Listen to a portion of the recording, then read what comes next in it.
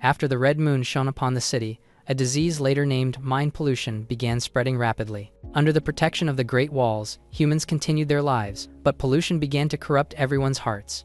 As Luke walks through the crowd, he thought that within this estranged city, he still has his family. The red moon looms over the city as he returns to his old apartment building after a long day. Meanwhile, cooking sounds echo inside as someone prepares dinner. On the phone, Mama apologizes to their neighbor, saying what happened today was her fault and asking her not to be angry. May, Luke's younger sister, wonders why he still hasn't come home. Mama continues the call, insulted that her neighbor called her ugly. She asks for an apology as Luke steps outside the apartment door. His eyes narrow as he unlocks the door. He announces that he is back as he steps inside. May's face lights up as she happily greets him even more when he showed the bear she wanted. As she hugs the bear, Mama finished the call and asks him to play with his sister while she goes downstairs briefly. He asks if something urgent happened and reminds her they agreed to eat together. She explains it's just a misunderstanding with their neighbor and that she will be right back as she heads out. Luke responds that they will eat as soon as she returns, and she agreed. May sits on the bed watching television as Luke narrates that he has a weird family. While waiting for their mother,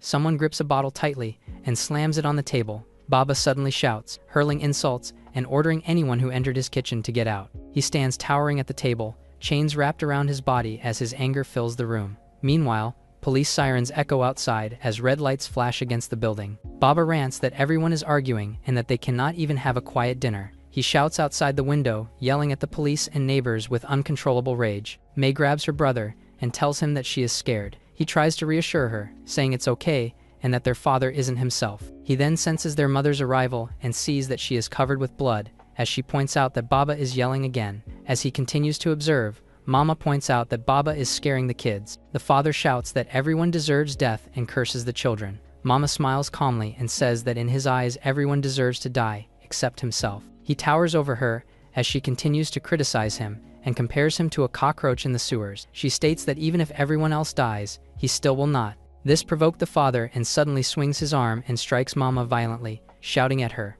Mama lets out a soft laugh and calls him an incompetent fool. Baba roars and he explodes in anger, shouting that she dares call him useless. His body bulges in anger and declares that he is going to slaughter her. A brutal impact then follows. In one corner of the room, May hugs her bear tightly as if being scared, but suddenly murmurs that this is fun. She then laughs while repeating that this very fun. She rolls across the floor, laughing uncontrollably. Her body twists upside down, looking like a mad girl. The house is being trashed, as Luke declares that this is his family, and that they are normal and sweet. Even though they sometimes argue, he's thankful to have a complete family in a world polluted by the red moon. Meanwhile, a woman is observing him from a distance. She expressed problem that he is not alone inside the house, and her assistant confirms that Psyche Mutation Subject 13 has shown their mind ability. A mysterious man asks whether he has the potential to be recruited, and what his general mind ability looks like. The assessment notes uncertainty, saying he seems normal. He works as a port worker, and only occasionally shows confusion.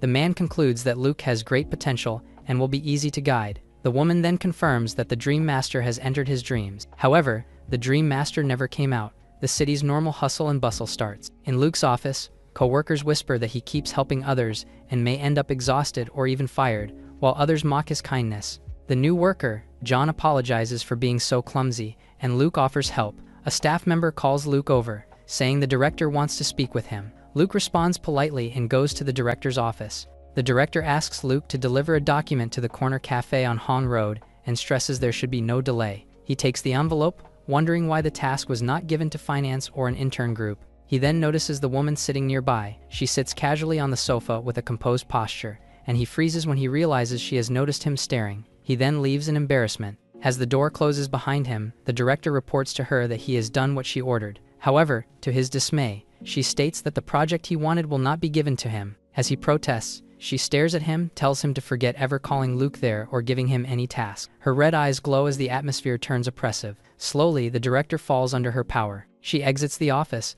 adjusting her glasses as she walks away. Inside a crowded train, a pregnant woman notices there are too many people and no seats left. Luke sees her and offers a seat to the grateful woman. The train speeds through the tunnel as the broadcast repeats the route information. Suddenly, May appears hanging upside down from the ceiling, clutching her teddy bear. She excitedly calls out to her brother. Luke panics internally, wondering why May followed him. She laughs and says swinging on the bar is fun. The handrails creak as the train rattles forward. Passengers look around in confusion as the train begins to shake violently. May asks Luke if he will not play with her and says it is really fun. Luke lowers his voice, telling her it's impossible to play outside. May pouts and says he is no fun. She leans close, warning him to be careful because the place he is going to feel strange. She then mischievously pinched a sleeping man who suddenly shouts, demanding to know who touched him. Later, Luke grips the envelope tightly and steps toward the place, commenting that it is very close to the wall. He finally reached the cafe and feels an unexplained sense of unease. A surveillance scope locks onto him as an investigation group assembles on a nearby rooftop and declares readiness. Chen reviews a top-secret file and states the target codename is Coffee Corner,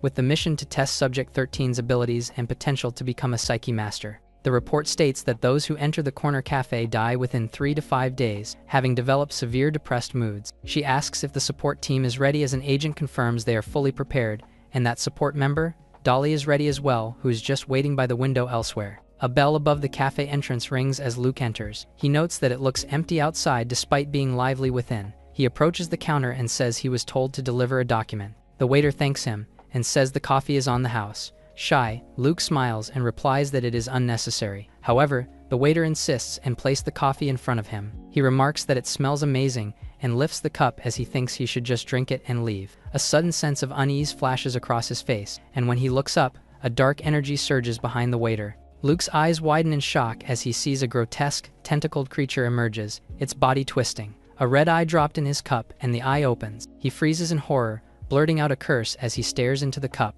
The eye is staring directly at him, and he pauses in horror. The waiter questions why he is not drinking and urges him to try the coffee. Luke keeps his composure, thinking he cannot let the man know he can see everything. He politely refuses the drink and tries to walk out the coffee shop calmly. He notices something is wrong and looks back and notices people looking at him. With this, he rushes past the cafe entrance at full speed. Surveillance footage captures him running away, and observers react in shock that he is leaving. Inside the control room, the team debates how a level 1 psychic corruption zone could produce such extreme mutation. They ask Chen what the next step should be as the situation slips out of their plans. She orders the team to keep examining the situation and immediately come up with a fourth plan. The scene shifts to a subway station. Luke finally sits down and wonders why the people all felt so strange, and remembers his sister's warning earlier. He reflects that ever since the red moon appeared, even the most unstable people still seem human. He decides to ask his family about it later when he notices more people suddenly appearing around him. He recognizes that the people from the cafe have followed him here.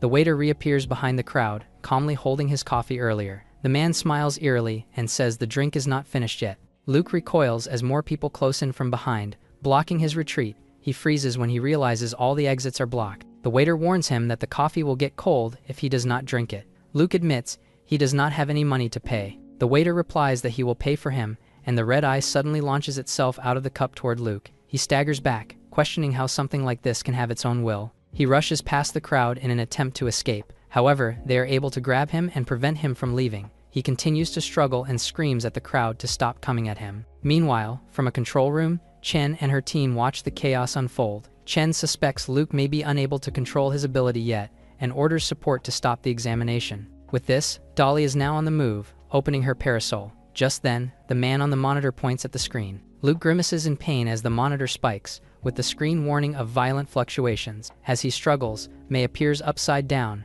reminding him that she warned him and saying he still did not listen. She promised to help if he'll buy her toys. Luke shouts that he has no money, and the eyeball-like monsters rush toward him. May dives and reaches out toward him, extending her hand through the glowing energy. Their hands clasp tightly, and his eyes turn red behind his glasses. May smiles widely from behind him and declares that the deal is agreed. Luke is now transformed while May clings to his back, grinning as she urges him to show what he's got. He surges forward and attacks the enemies. May says it's fun, and they continue to annihilate everyone. From the control room, they observe that he activates the ability of movement control, Spider Class. Observers note that despite being bound and dragged by monsters, Luke keeps breaking free through abnormal flexibility. They question whether this level of output is even possible for a Spider Class user, and that almost reaching that of Gecko. Suddenly, alarms blare as the monitor spikes wildly. Below, the waiter declares that he will finish Luke and releases his monster. Its tentacle tries to reach him, but he leaps with his sister, narrowly avoiding the crushing blows. Tentacles whip upward as they race down the stairwell. Luke charges up the stairs while the monster behind him shouts for him to stop running. Surveillance footage shows him reaching the upper level, confirming his escape.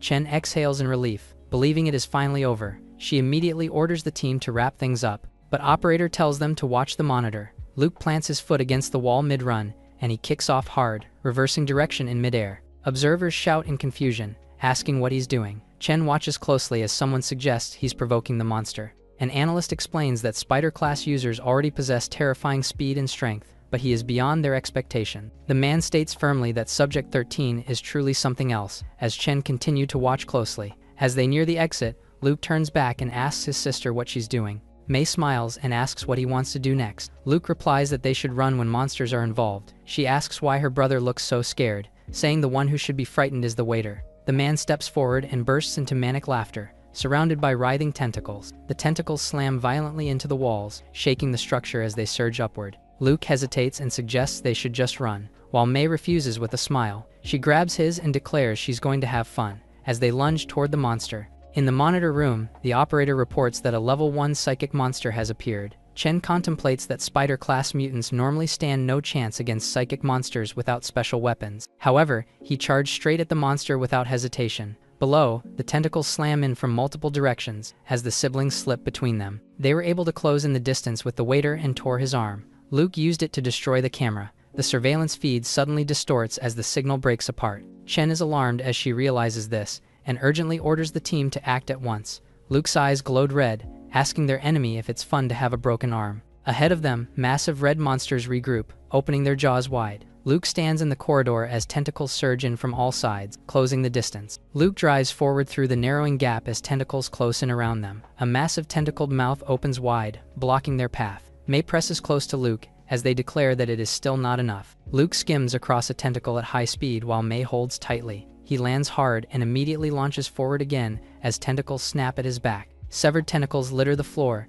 as its parts spread across the ground. More tentacles rise and coil, reforming in pursuit. Fired up, Luke mocks the monster for wanting to run. He then charges straight ahead while gripping a weapon. He leaps and raises his weapon, shouting for it to go to hell. He crashes directly into a tentacle, smashing it apart. The monster's body spreads across the floor, completely immobile. Luke says he has not played enough yet. Just then, the tentacles suddenly move as they strike at once. The tentacles cling on the people on the subway. The siblings stand calmly as the possessed civilians flee around them. They caught one and twist its head. As the lunge forward, Mei shouts that they should not even think about escaping. The corridor is filled with fallen bodies as the aftermath settles. Luke states calmly that not even one of them can fight. He hears a faint sound and turns his head sharply. Not far enough, an elderly man slowly rises from behind shattered glass. The man looks scared and lets out a weak sound. The siblings stare silently at him. Still possessed, Luke smirks and remarks that there seems to be one more. He leaps forward with intention of hurting the old man. Just then, he shouts enough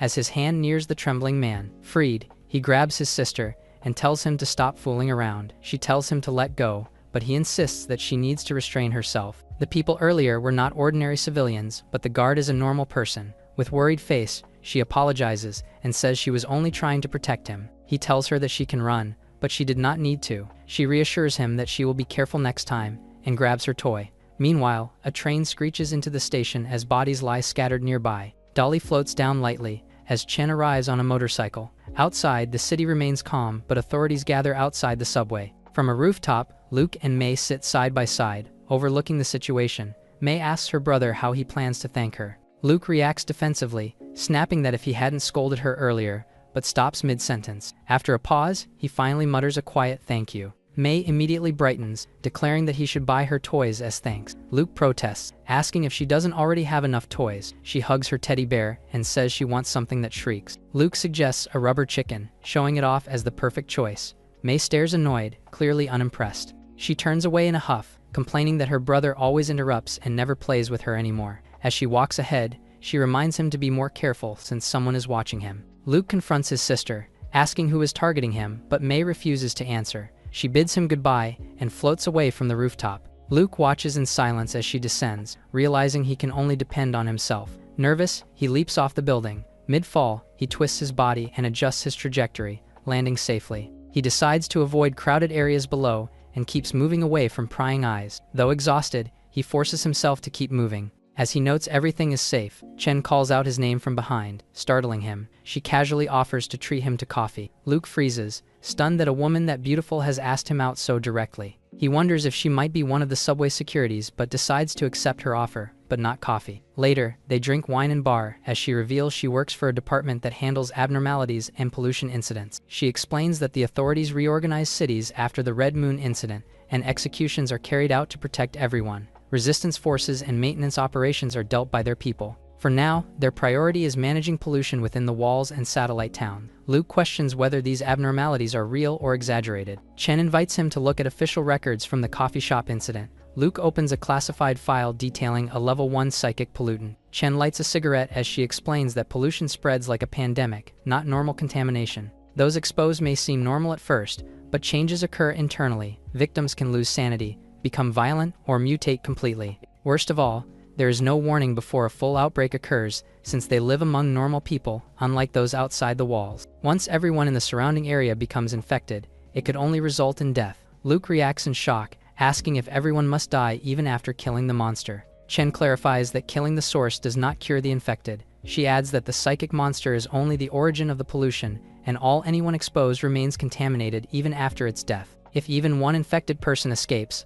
another pollutant can be born. Chen warns that more people will be polluted over time. Luke asks why infected individuals aren't leaving an infected outside to assist in reincarnation. She replies that psychic monsters lack brilliance and act on instinct. They can grow their own lives, but it's too late by then. Chen tells Luke that he is not about to be polluted but has already been polluted. She opens a file and tells him to look closely at the data. Luke reads the evaluation, including his photo, address, age, and spider class classification. Chen explains that since the Red Moon incident, the mind strength of some people has been increasing. She adds that stronger mind strength allows better control of the body, and confirms he is a mutant. She mentions that there is a member in their organization with the code name Gecko. He has extreme body control ability, granting him unimaginable strength. He can dodge bullets, handle various firearms, leap across gaps, and crawl along walls as if gravity does not exist. She states that Luke possesses similar abilities. With this, he can control his body, similar to a spider. Luke looks down at the file again, silently absorbing the information.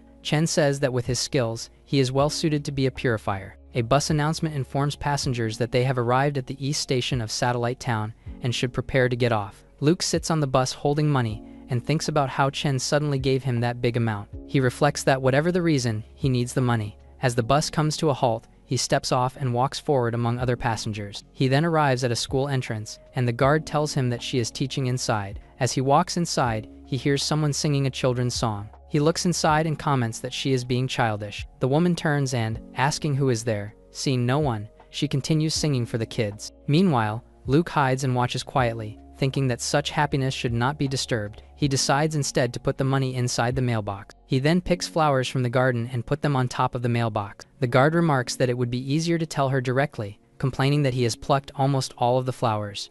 Luke apologized to the old man, promising that he will treat him to beer on the weekend. The guard wants to treat him instead, and he thanks him for the kind offer. As he walks away, he feels great to be rich, and realizes that he still really needs money. He then flashbacks to his conversation with Chen. She explained that they need people like Luke to deal with pollution, and gave him 10,000 yuan. He reacted in shock at the amount, shouting about it being too much. She stated that he deserves it, and that normal pay for such work is around 30,000 yuan. She added that as long as he uses his abilities well, there would be no shortage of money in the future. Luke reacted with excitement, thinking about the insane amount of money he would earn. As she observed his love for money, he admitted that he actually did not have any ability, and that his power is borrowed from his younger sister, and that his family had power as well. She was surprised to hear this, but heard from her earphone that she must carry out the final assessment on Luke. She was reminded not to forget that the dream creator died a bizarre death. Just entering Luke's dream for assessment caused her death, which had never been a case like that before. They even added that Luke's hazard level is extremely high,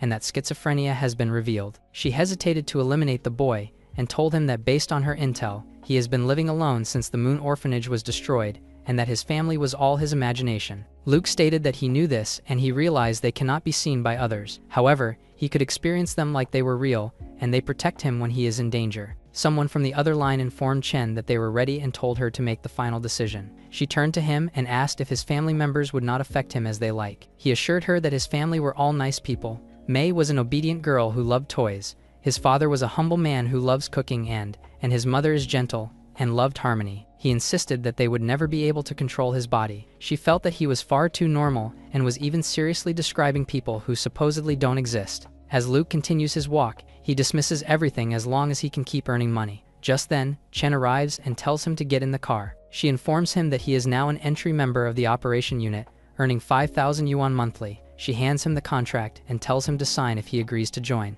He reads the document in silence, deciding that he is being given a great deal. He then asks what exactly his future work will involve. She informs him that he will be investigating and cleaning special pollutants. She warns him to prepare himself, explaining that the problems they face are always extremely dangerous and that there is always a risk of dying. She adds that after the Red Moon incident, every resident of Green Bay must be protected and monitored, including him. Chen explains that after the Red Moon incident, normal people became precious and must be protected, including him. Convinced, Luke signed the paper and Chen asks what made him agree so readily. He recalls the chaos after the Red Moon incident and reflects that, if people keep fighting among themselves, the world may never recover. He admits he doesn't know what life was like before, but wants to see a better world. Chen pauses, then calmly accepts his answer. She hands him a locked case, revealing a firearm, cash, and emergency supplies. Luke reacts in shock at the sight of the firearm. She explains that the phone inside is for emergencies, and that the only saved number on the phone is hers. Luke internally wonders why this feels like being taken care of by a sugar mommy. In his imagination, she asserts dominance, saying he belongs to her now. She snaps him out of his fantasy,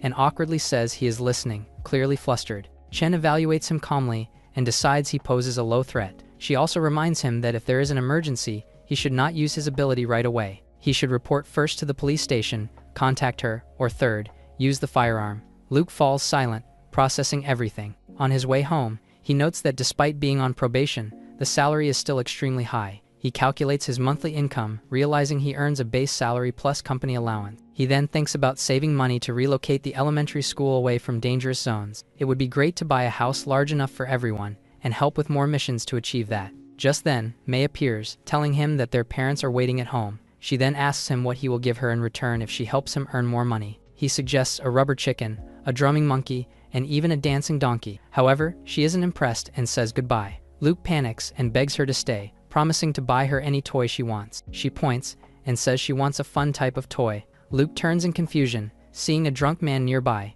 As she lands, May states she likes toys that can move and talk. She smiles unnervingly and explains that complete toys can be torn apart and sewn back together. If he gives him that kind of toy, she'll grant any of his requests. Luke hesitates and kneels before her, gently explaining that harming others is illegal. With pained expression, she asks why others are allowed to harm her. She adds that if he doesn't want her to hurt others, then he should be her toy. She embraces him tightly and starts to rip him apart, grinning widely as her monstrous nature fully reveals itself. A blood-red moon looms over the city as Luke kneels, holding May tightly in his arms. A long, jagged scar is revealed across Luke's back as his sister presses against him. She asks softly if his scar still hurts. Luke remains silent. Crying, she calls him a fool. When others try to harm her, only him stand in front to protect her. He sighs, telling her that he is different from before. Forcing a smile, he says he has found a new job and now has money. He can buy her a different toy, and she surprisingly accepts with excitement. The scene shifts to a lively street filled with people and warm lights. The siblings happily walk together, hand in hand. They stop in front of a toy shop filled with stuffed animals. Luke buys several toys as passers-by whisper suspiciously about his appearance and behavior.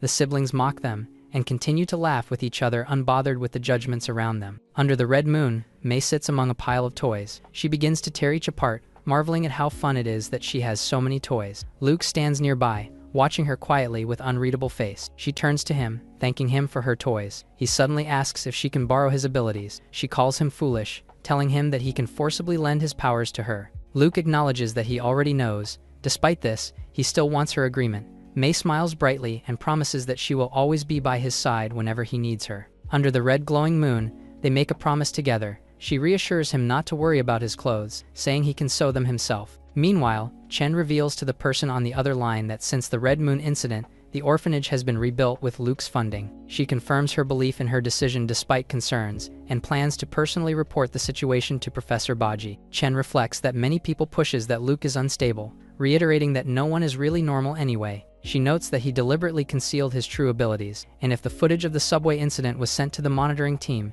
his risk level should be far higher than previously assessed. She lights a cigarette and reflects that hidden psychic creatures may already be among them, and only someone crazy can fight against the growing threat. The morning begins at the family table as Luke calmly says he is prepared for his new job. Mama urges him to eat properly and quietly reminds him to take care of himself. She tells him that after breakfast, she has a present for him, leaving Luke surprised. She reassures him that the gift was specially prepared because of his new job. The peaceful moment is abruptly interrupted as Baba storms in, furious, cursing, and shouting with violent intent. He approached the table with rage, telling his son that he is being used and demands extreme action. He rants furiously, claiming the group never cared about Luke's life, and without his sister, he would already be dead. Mei clings tightly to her teddy bear, trembling under the pressure. He questions why Luke still wants to help people who tried to kill him. Luke calmly admits they were indeed at fault during the coffee shop incident. However, they also paid well for the job. Baba is stunned by the response, and grabs him by his collar in anger. He threatens to kill him,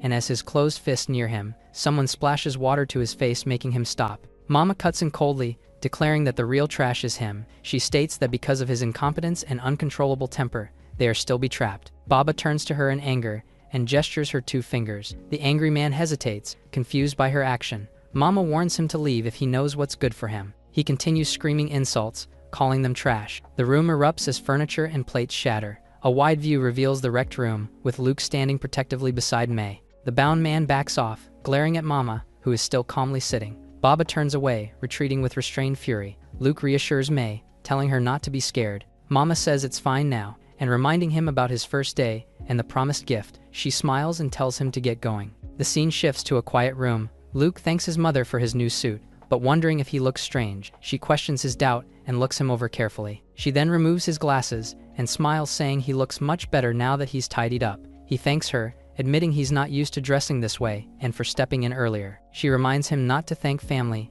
and to focus on doing his job properly. But if someone harassed him, the whole family should meet them. The scene transitions to an office building. Luke leaves his desk on time, drawing attention. Coworkers whisper in disbelief about him leaving early, dressing well, and possibly having a girlfriend. Luke walks past the director's office without noticing the old man staring at him intently. Since the Red Moon incident, life inside the walls feels divided, with people moving on as if nothing is wrong. Some people waste their days idling, while others struggle just to survive. Food shortages remain common, and living a better life is harder than it looks. He observes that nothing is unusual so far and wonders if Chen will take away his benefits if this continues. Mei teases him for only patrolling after work and accomplishing nothing else. Luke admits he skipped dinner so he can start patrolling. He decides to go home with Mei instead, planning to work early tomorrow. A few days later, the director coldly explains that the company is struggling, and so he is firing Luke, keeping John instead since he has better work attitude. Luke insists he never left early and only stayed later than required,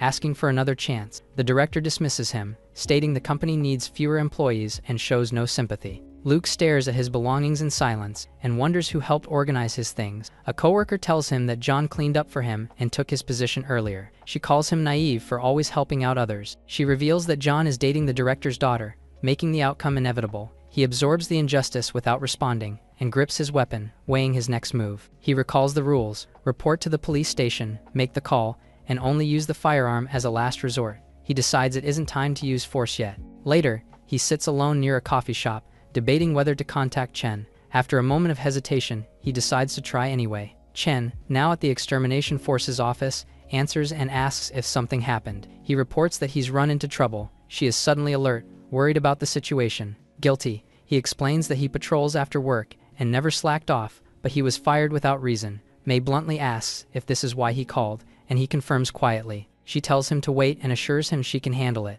He sighs, waiting for her. Mei suddenly appears behind him, suggesting to turn those who troubled him into toys. With threatening face, she hints that their family would be happy to help, as Luke stiffens in silence. Luke rejects the idea, reminding her that killing is still illegal, and decides to wait for Chen's call before acting. 5 minutes later, the company's director suddenly appears, rushing toward him. The old man praises his work ethic and reveals that Chen personally recommended him, so he is appointing him as the project lead. Luke quietly realizes his job is now secured. John also apologizes for seemingly stealing his job together with his girlfriend. Luke assures him he's fine, and so John asks if he can join him in the project. Observing his expression, he senses a major opportunity, and so he immediately refuses John's request without hesitation. The director looks at his bag, but abruptly leaves after Luke receives a phone call. Chen calls to confirm the issue has been resolved. She can't understand why he still needs another job when he is being paid handsomely. He answers that he needs a second job since needs more money. Chen questions why Luke continues patrolling,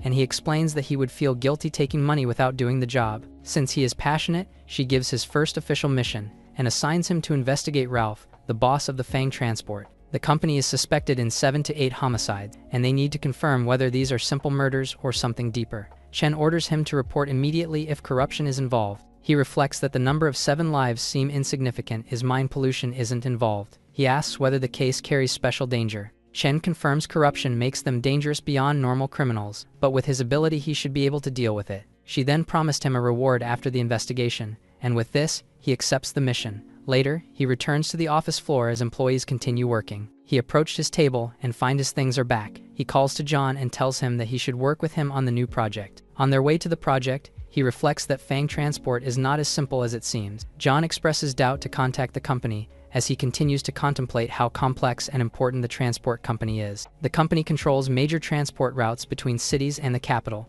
They stand strong despite damaged roads and the monsters. There are rumors that the boss is a woman, but she is nothing but a puppet. The true controller, Ralph, is introduced as a dangerous figure who needed to live within the walls to obtain resident card. He suspects Fang transport is hiding far more than illegal trade. With this, he decides to personally assess their operations. Later, the Fang transport compound comes fully into view. Looking around the warehouse, he confirms that he has arrived at the correct location, while John and his girlfriend follow suit. A man arrives and orders him to stop wandering and follow him. Workers gather around them, their presence intimidating. John nervously notes how dangerous they look, and the man aggressively asks what they're talking about. Luke instructs the others to speak with the manager, as he inspects the vehicles himself. Outside, he notices workers behaving too calmly, and notes that it looks different from the cafe before. He realizes these people fear nothing outside the walls. As he nears the trucks, he can see blood stains and impact marks appear on a truck. He kneels to examine dried blood on the ground. A sudden cry for help echoes through the compound. Luke stiffens as the sound reaches him. John is crying as the men kick him repeatedly for haggling with them, stating that their job is dangerous enough. The girlfriend screams at them to stop,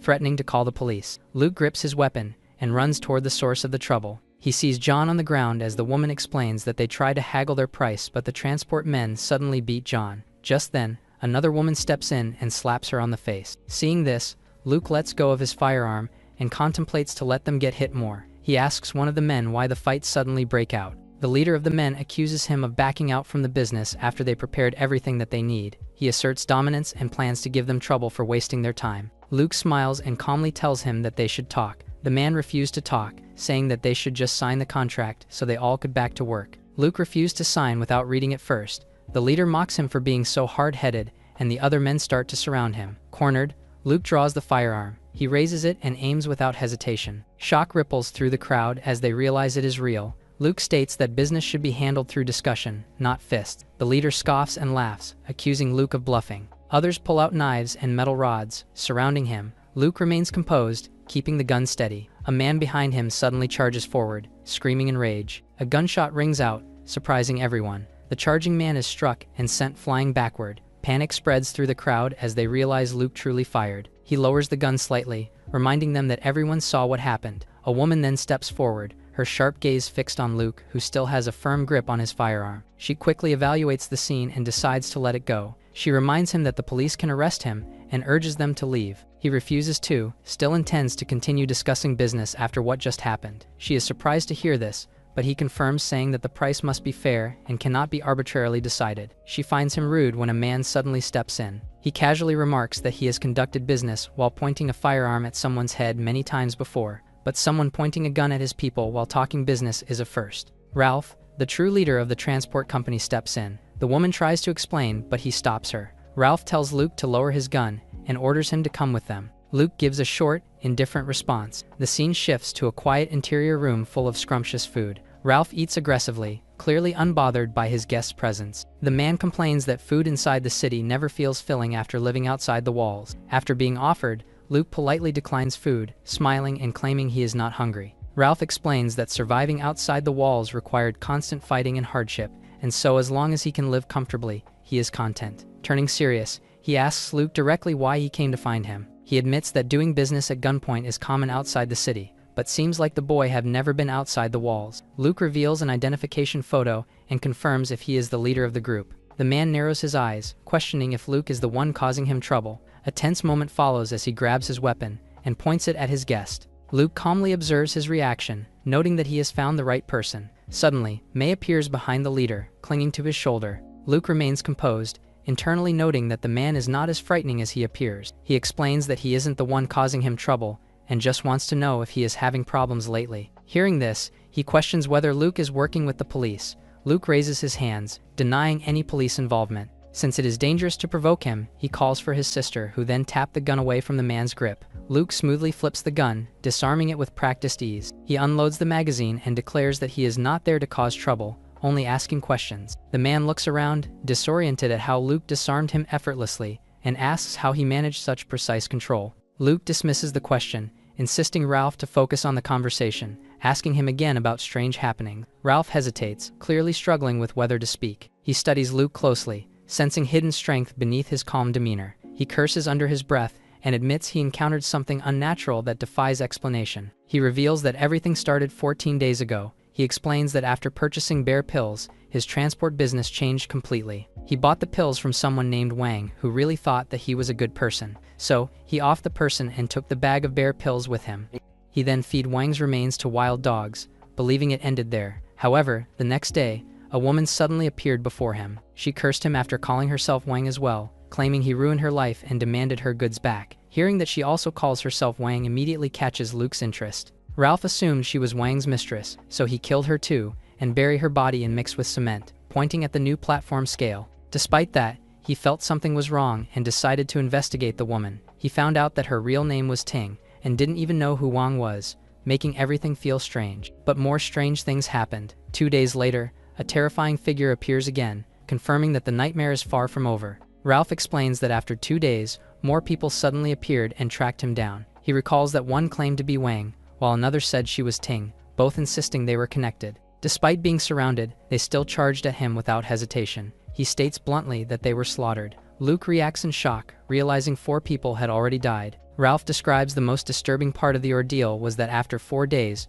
4 more people appeared, all of them strangers. Yet, they somehow found their way into his home. He says they came straight for his throat, completely unhinged. Their eyes were wild and terrifying, confirming they were no longer sane. Luke asks if all those people were also killed, but Ralph instead locked them up. He struggles to explain it, so he orders Luke to follow him, deciding to show the evidence directly. They arrive at a secluded structure hidden among trees. He opens the door and a foul stench fills the air as they enter. From above, bodies are revealed inside the pit below. Luke stares in disbelief, recognizing that these are real human flesh. Ralph remarks that he doesn't seem scared, and admits he was terrified at the time, and locked them here to investigate who was setting him up. However, before he could investigate, they started tearing into each other violently. He describes them acting like animals, ripping one another apart. Unable to watch anymore, he finally used a gun and killed them all. Luke realizes that the abnormal behavior centered around the death of Wang. Luke asks how many days passed since the last group appeared, and Ralph reveals that it has been 7 days. He concludes that an 8th group will likely appear soon.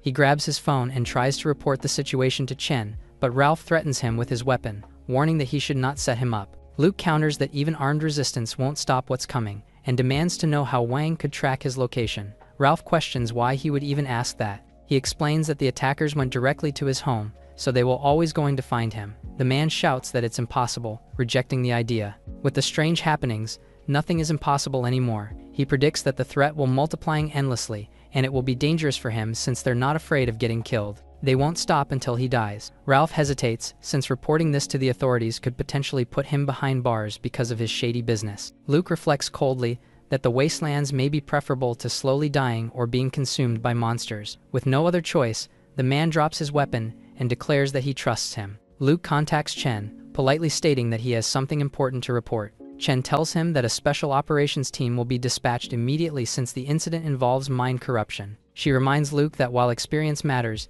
instincts are still crucial when dealing with psychic mutant. Luke acknowledges her instructions, but didn't have the chance to ask about the payment. 30 minutes later, a vehicle arrives at the location. Boots hit the ground as personnel disembark in unison. Luke stands facing the incoming team, maintaining a calm posture. The leader, Roy, introduces himself as the leader of the Special Operations Group. Luke notes how formal the situation feels and told the man to call him by his first name. Roy hands him an earpiece and asks him to put it on. He inspects the device, puts it on. Status updates begin transmitting through the comms. Hana, corporal of the analysis team, addresses him, saying she will provide him with necessary data. A digital file displays information. Wang is then identified as the first psychic mutant. Hana explains, this appears to be a new type of mind corruption never encountered before. She considers surrendering Ralph to the corrupted individuals so they can block the source. As Luke hesitates, Chen talks to him saying that this is a good learning opportunity for him. Luke responds enthusiastically, showing clear motivation. Chen notes that their data reveals victims did not know each other, but all became corrupted through revenge. There must be a key intersection point where the victims' paths cross, and they will surely locate the source of corruption there. Hana suggests that they investigate the life of the victims for a start. Luke asks how long would it take, but Hana explains that poor surveillance coverage complicates the investigation. Luke questions whether there is a faster approach, since more people are likely to get corrupted. Chen agrees. Efficiency is critical, since the source could mutate as the time passes. She thinks that they focus on Wang first, and orders everyone to investigate everything about his death. The team synchronizes, confirming the plan. A red moon hangs ominously over the city, signaling growing danger. A few hours later, a vehicle speeds through the target zone. Hana reports that 4 possible target areas connected Wang's death. Reports confirm no unusual activity in the first 3 locations, and the body of water near the southern border is still being investigated. The vehicle arrives at the lakeside. Luke steps onto the grass, and finds it strange that Mei can be seen now after being away all day. He realizes that she arrives by the lake way earlier. While intently looking at the lake, she then turns to him, inviting him to come quickly and see something fun. He observes her closely, noting her unsettling excitement. He leans closer, asking what could possibly be inside the lake. She doesn't know, but that it feels very fun. He asks if she can use her abilities underwater. She has never tried using her ability underwater before, but eagerly says she wants to try now. Luke calls his sister brave, and asks Roy whether the detection instruments can function underwater. He notes that Mei's psychic abilities don't detect what's underwater, so he doubts if the instrument can pick up anything. Roy confirms that short-term underwater should not damage the instruments, but their protective gear is not waterproof. Roy knows the risks, but if he orders, he will definitely obey. Luke volunteers to go down first, telling the others to wait above. Despite of protests, he calmly states that someone has to do the dangerous work. Since the other places have been checked, Chen declares the lake as the final suspicious location. Luke assures her that he will check it himself, and the captain reminds him the danger of going under. She then orders the immediate deployment of the Special Operations Team and commands them to drain the lake for investigation. Under the massive red moon, heavy machinery activates as water drains violently from the lake. Luke observes the scene and finds it amazing. Chen warns that dealing with mind corruption job is extremely dangerous and could trigger a large-scale disaster if mishandled. After the lake is completely drained, Chen orders support units to move out and tells the investigation team to stay alert. The team acknowledges the command and prepares their equipment. The captain explains that after draining the water, further investigation will continue with extreme caution. While watching them, Luke reflects that the high pay finally makes sense given the extreme risk. Chen praises his work attitude and mentions that she will apply him for an extra bonus, to which he is grateful for. The extermination forces descend into the drained lake basin. Together with Luke, Mei suddenly appears with unsettling excitement. She suddenly becomes alert and points at the pool of blood nearby. A detection ring reacts violently, signaling a strong anomaly. They suddenly hear voices blaming Ralph for their deaths. Dark voices echo repeatedly, demanding that Ralph pay with his life. Chen and Hana react in shock as the corruption manifests. The red moon fills the sky as the accusing voices grow louder and more numerous. The area distorts visually as multiple black whispers surround the team. Suddenly, the dead fish is raised from the ground after an explosion. Explosive psychic energy erupts from the ground, shattering the terrain in all directions. Luke is violently thrown backward by the shockwave with a grunt. A massive crimson anomaly rises into the sky, pulsing ominously like a living heart. It attacks the operatives using its tentacles, holding them captive. Orders are shouted to retreat immediately as the situation spirals out of control. From behind a sealed perimeter, soldiers watch in disbelief as teammates are flung away. Luke steadies himself on one knee, narrowing his eyes as realization dawns. A grotesque psychic creature lunges downward at Luke from above. He realizes too late that dodging is impossible as the attack closes in. With this, Mei lends her power to her brother, clinging to his back. They swiftly dodge the tentacle. The girl declares she came to help her brother, tightening her hold. He thanks her while assessing that the current situation is dire for the extermination team. Hana declares that it's a mind assault, and there is an explosion of psychic powers. Chen orders all investigation teams to retreat immediately, but it seems too late since the monster is completely after them now. One operative shouts for others to dodge as the creature controls him. Luke and Mei sprint across the ground, escaping the attack. They hide behind a boulder, staring at the towering anomaly dominating the skyline. Hana confirms the target is a high-level psychic entity, far beyond expectations, and suggests evacuation. Chen agrees and declares that she will rush to the scene and orders Luke to retreat. However, he refuses, much to Chen's confusion. He explains that several investigators are not infected, only being controlled, and decides to save them. Hana and Chen oppose his decision, telling him that it is too dangerous. Mei, on the other hand, shows support and volunteers to go with him, to which he is thankful for. With this, the siblings lunge forward. The operatives are at their limit as they continuously assault Luke while being controlled by the anomaly. The siblings dodge the attack swiftly and rush through the barrage of bullets. They leap through the sky and target the creature controlling an operative. Luke yanks the monster away from the man's body, and does this for the others as well in incredible speed. From the monitor room, Hana and the others observe how Luke is fighting against the pollutants, worried for his safety as he charges towards the psychic enemy. He seems as dangerous as the anomaly. Sensing something different, she calls for Chen and shows her that the surveillance team has backed down quickly after being freed, a sign that they really haven't been infected. She orders again Luke to retreat together with the personnel, but to her frustration, he keeps on putting himself near the anomaly.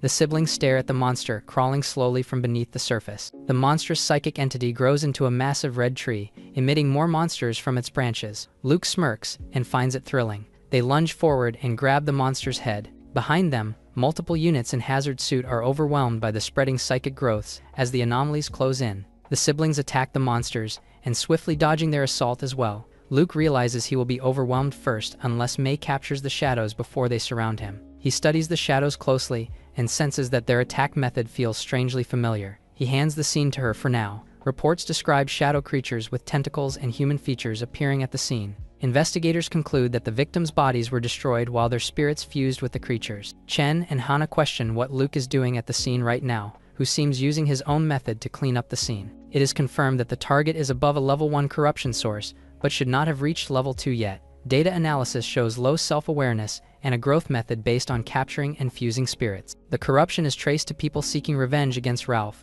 with Wang identified as the key trigger. The team considers using Wang's corpse to directly resolve the corruption. Meanwhile, the siblings accelerate forward, swiftly continuing to dodge the monster's attack. They are confident that they can't be caught. Mei declares that the enemy will be the one to die instead. A massive red shadow tree glows with energy as they stand beneath it. Mei eagerly reaches toward the corrupted structure, expressing her desire to eat it. Luke tries to stop her, warning her not to consume random things. She happily devours part of the corruption, finding it delicious. The red shadow structure begins collapsing and breaking apart. She tears free from the shadow as it violently contracts. The corruption implodes, releasing shockwaves across the area. She is flung away as the shadow finally disintegrates. Luke looks around in confusion, unsure what just happened. Mei remarks that the creature got scared and fled. Luke realizes that even mind corruption creatures can feel fear. Chen orders for all units to immediately begin cleanup, and Luke to be on watch. He and the operatives acknowledge the command calmly. 1 hour later, the scene shifts to a secured excavation site,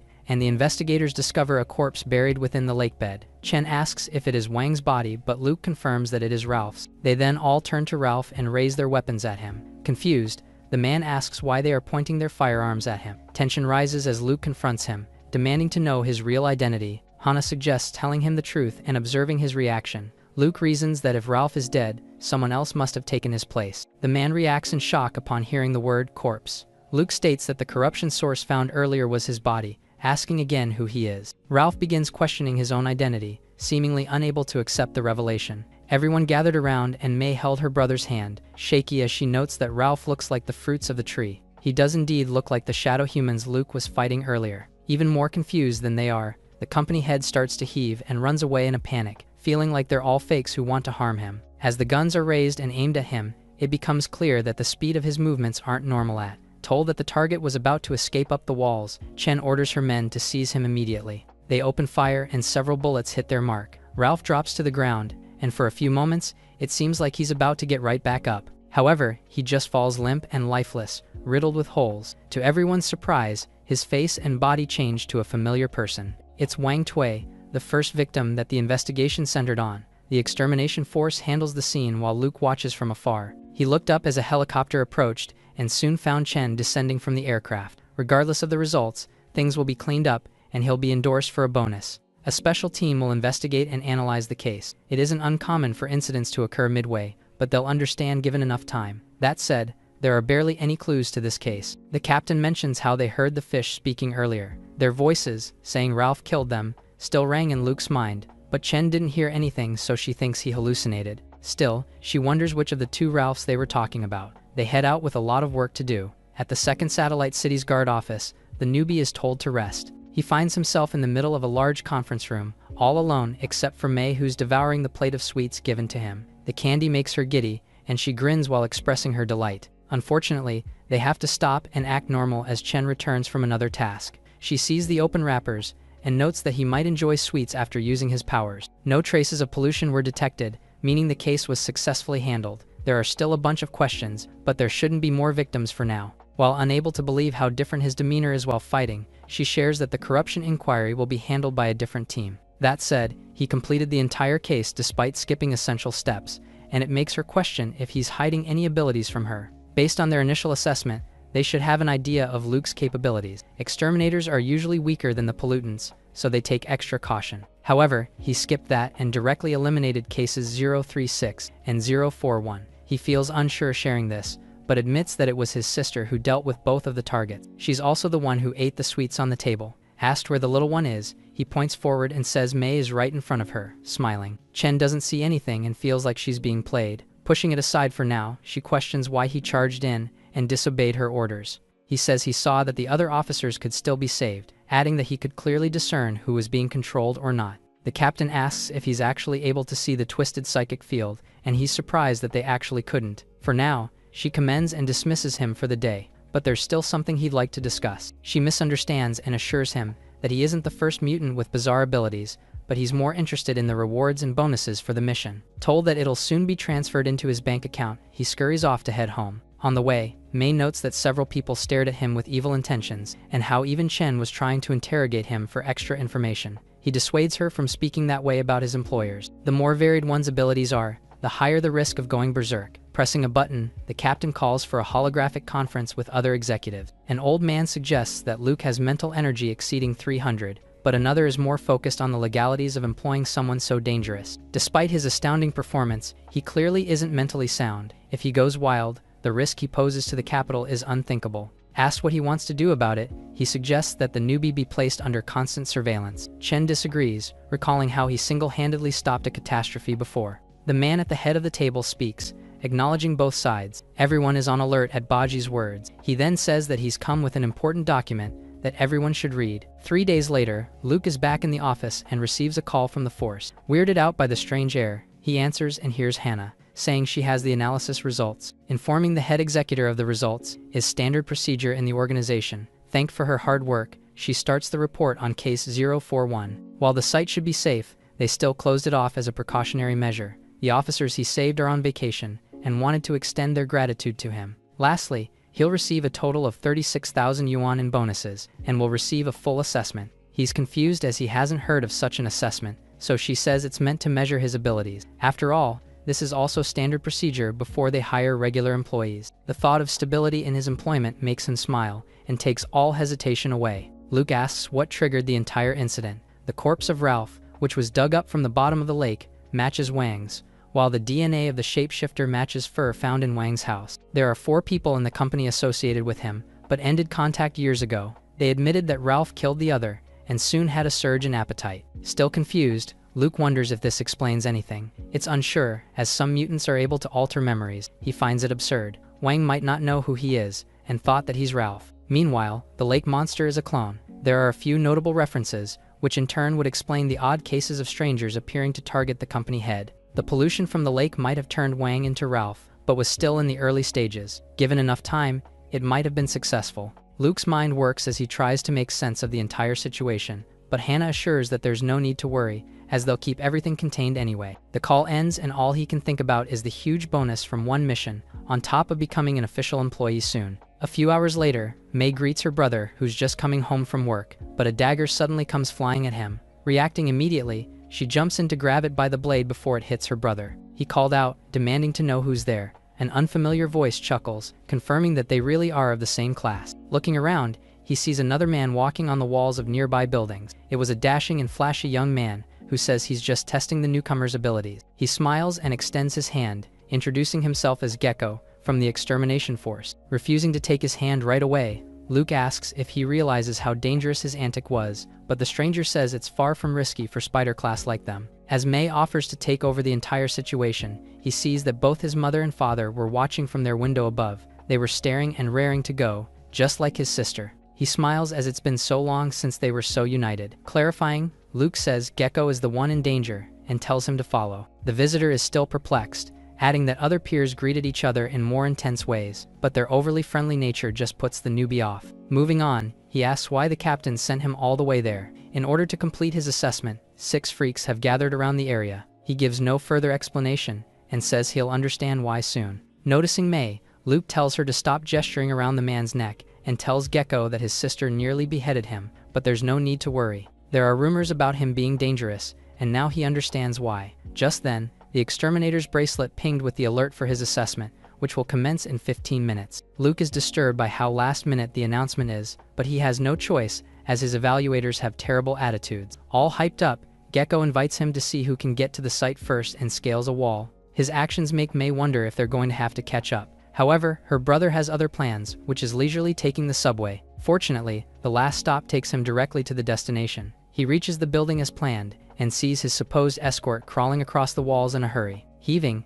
he says didn't lose and just went back to look for him, who unexpectedly took the subway. Unrelenting, he suggests climbing the building and is called out for his ridiculously childish behavior. Inside the site is Chen and a bunch of scientists who will be assisting with his assessment. Luke asks where the mentioned 6 freaks are, but the captain has no idea what he might be talking about. The old scientists laugh, saying he must be referring to their little group. As Gecko plays oblivious, the two are formally introduced to each other, and the newbie is told that the peer can be used as a reference due to his similar abilities. The eccentric exterminator greets the experts brightly, but he's dismissively pushed to the side by the people he called freaks. Tong, the director, leads the way to the main examination site. They'll first test his mind power, which will determine how they can guide him. It'll help him improve his abilities and keep himself under control from pollution. Gecko chimes in, noting how their tests always yield ridiculous results. One time, he was told that he could turn fluid, which is basically impossible. They proceed with the shooting test, where numerous guns and targets are prepared. As he doesn't have any training yet, Chen starts off with a quick demonstration. She loads a gun, clicks the safety off, and aims directly at the target several meters away. Just one barely good shot in, she stops the training and hands him the gun without any further explanations. Luke can't believe it and argues that he wasn't trained at all, but is told that all he needs to know is loading, unlocking the safety, and aiming. Without much of a choice, he takes a steady breath and raises the gun. They all watched as he pulled the trigger and got a disappointing result of 3 out of 10 points. Jaws drop at the shockingly terrible results, but Gecko calms the newbie down, saying he still has to get used to the gun. Luke takes the gun again, this time with May riding his shoulders and guiding his hands. With crystal clear eyesight, he pulls the trigger. Jaws drop once more as he hits the target right in the center and proceeds to disassemble the firearm in seconds. After all, taking it apart is more enjoyable for the little girl. He adds that he isn't a fan of guns and would like to test something else, but Gecko insists that spider classes like them are nothing without such weapons. Fortunately, Tong steps in, already satisfied with the results of this test.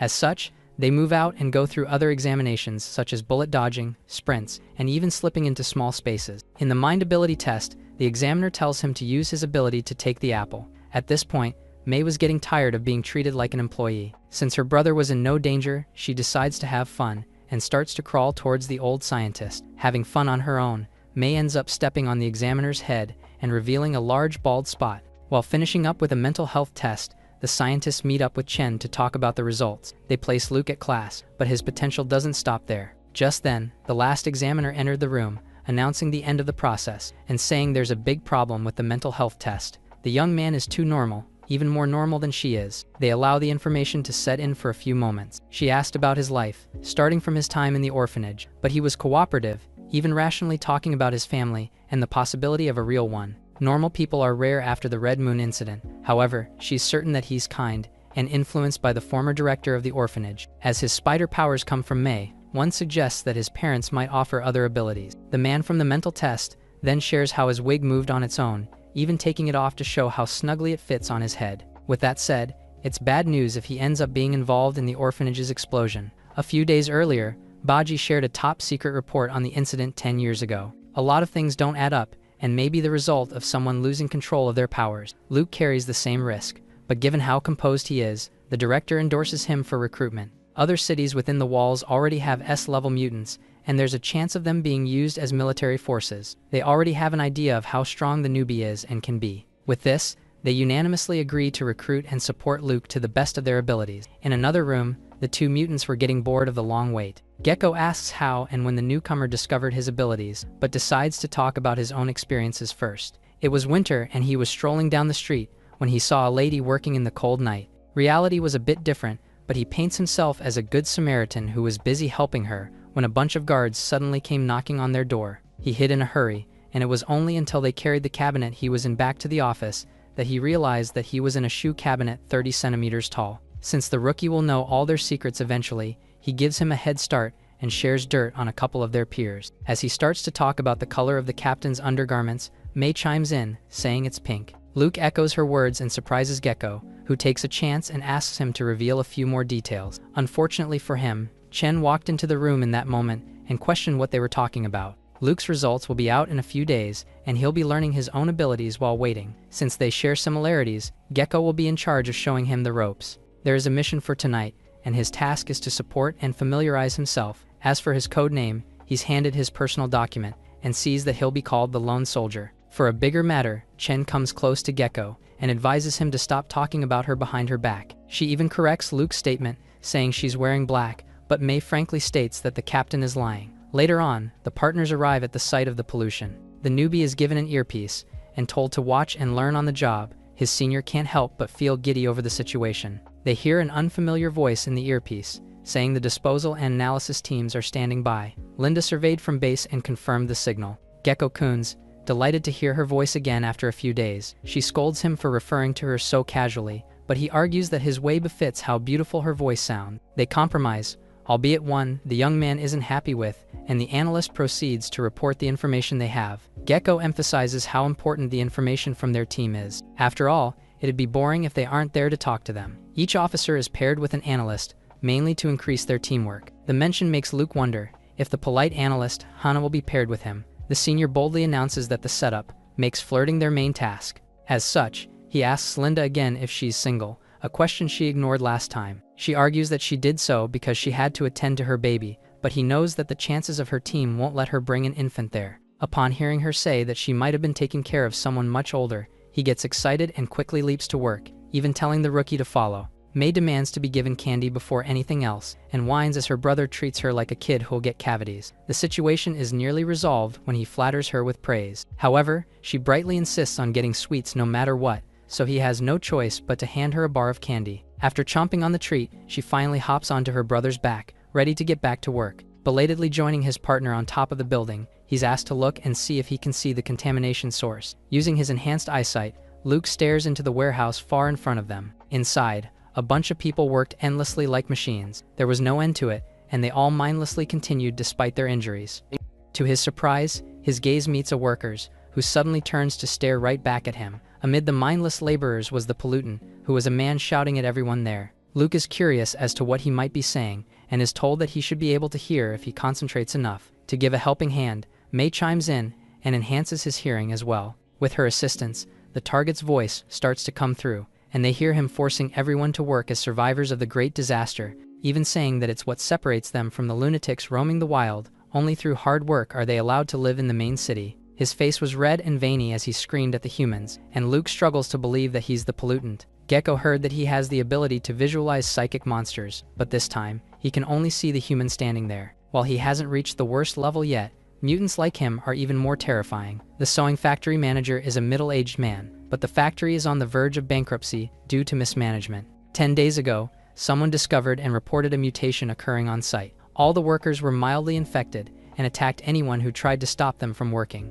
They'll likely work themselves non-stop until they die this way. As such, the council has ordered for complete purification. Luke is unsure how, considering that there's more than 100 people there. Purification isn't necessarily killing, and some of the workers can still be saved. Gecko asks for Linda's advice, so she encourages them to use high-grade tranquilizers that they can shoot from afar. He's worried that the enemy's mental power is enough to block it in time, but this is why the analyst will distract him with a strike on the east of the factory. He'll only have a few seconds and one chance to shoot his shot. With a great plan in place, Gecko takes a big case and reveals his prized firearms. Taking aim, they count down second by second, until Linda finally gives the signal to start. Right on her cue, the side of the building explodes out of nowhere. The trained officer doesn't miss a beat and leaps into action, still aiming and firing despite his dynamic movements. As planned, the target was preoccupied by the explosion and is oblivious to the bullet until it hits his back. The needle planted itself deep, and the mission is a success just like that. Soon enough, they had the main pollutant contained and out cold,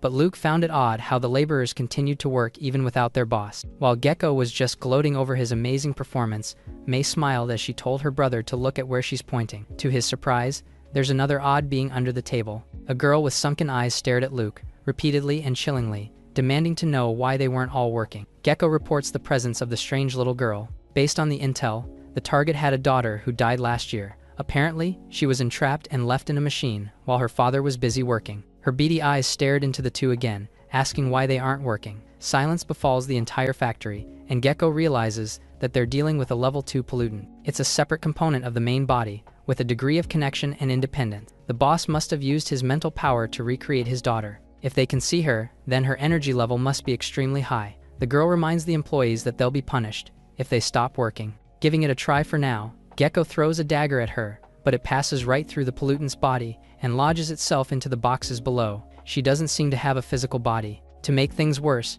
she starts to emit an ear-piercing sound, questioning why they aren't working. The infected heed her call and gather around the two young men. One swings a huge axe, forcing them to dodge and ask Linda for a solution to the unfortunate situation. As such enemies are difficult for Spider Class, she tells them to retreat immediately while she appeals to the council for a princess class like Dolly. Unfortunately, that would likely lead to the death of the workers. Luke surprises them by trying to handle things himself, so Gecko is told to stop him right away. He and Linda switch to a private channel, and he's told about the newbie's risk of going berserk if pushed too far. Fighting a pollutant with a child's form might be too traumatizing. May flies around, happily carrying her brother across the battlefield. She suggests eliminating the main enemy right away, but this isn't really something he wants to do. Dodging and throwing the workers around, he says the girl looks pitiful, and while he knows she's a fake, she still looks way too real. The rookie has managed to barricade the way to the target. Now, he approaches and, with a stern tone, tells her to stop messing around already. Linda asks Gecko if he's done what he was told to do, but he argues that there's no need to stop the lone soldier yet. Although he didn't attack, how does he plan to deal with the pollutant? It looks like he's trying to negotiate somehow. Staring, Luke wondered if May is a level 2 pollutant, like the girl in front of him. The enemy attacks, again screaming and telling them to get back to work. This riles the infected up, causing them to charge through the barricade with sheer force. He covered his ears, highly tempted to eliminate her right then and there. Actually reaching out to do it, he's interrupted by a deep and loud sigh from nearby. A familiar woman approached, saying the two of them really aren't suited for such cases. The siblings were in shock. Mama was there, questioning how her son would even know how to handle a child. Watching the girl scream endlessly about work, she smiled and said someone her age should be more preoccupied with school. She adds that her father must have been so irresponsible and greedy for her to end up this way. He probably thought that he worked hard for the sake of his daughter, foolishly thinking that she'd understand and support him doing so. The child screams again, but the words get stuck in her throat upon hearing Mama speak. Her sheer aura was overwhelming the little one's contamination. Terrified, she froze where she stood,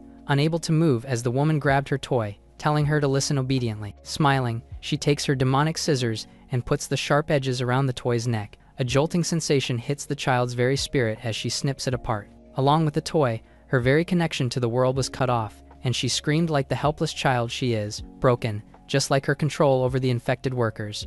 They were finally freed, and Gecko could only observe in confusion as the level 2 pollutant was purified, not knowing how or why it happened. Unable to explain the situation, the two switch back to the main radio channel. While the siblings are waving goodbye to their mother, Luke confirms that he's eliminated the level 2 pollutant. Praising the lone soldier, Linda calls for the support team to enter the scene. They do as told and clean up, containing both the pollutant and the infected. Fortunately, the victims are in a state where they can still recover with help. They've achieved quite the feat with this mission. Gecko then badgers the rookie and asks what he did to purify the little girl, as all he saw was him snatching the little girl's toy. Luke explains that he used the tangible toy to see if he could scare the target. He's saying that she basically returned to the host after being frightened. The newbie mockingly asks if that isn't something they can do, and Gecko just sheepishly confirms. Linda chimes in, saying their report suggests that his actions triggered something deeper than fear. As she asks if he did something else just now, Luke realizes that tricking them into believing him won't be so easy. He gives a lengthy and detailed explanation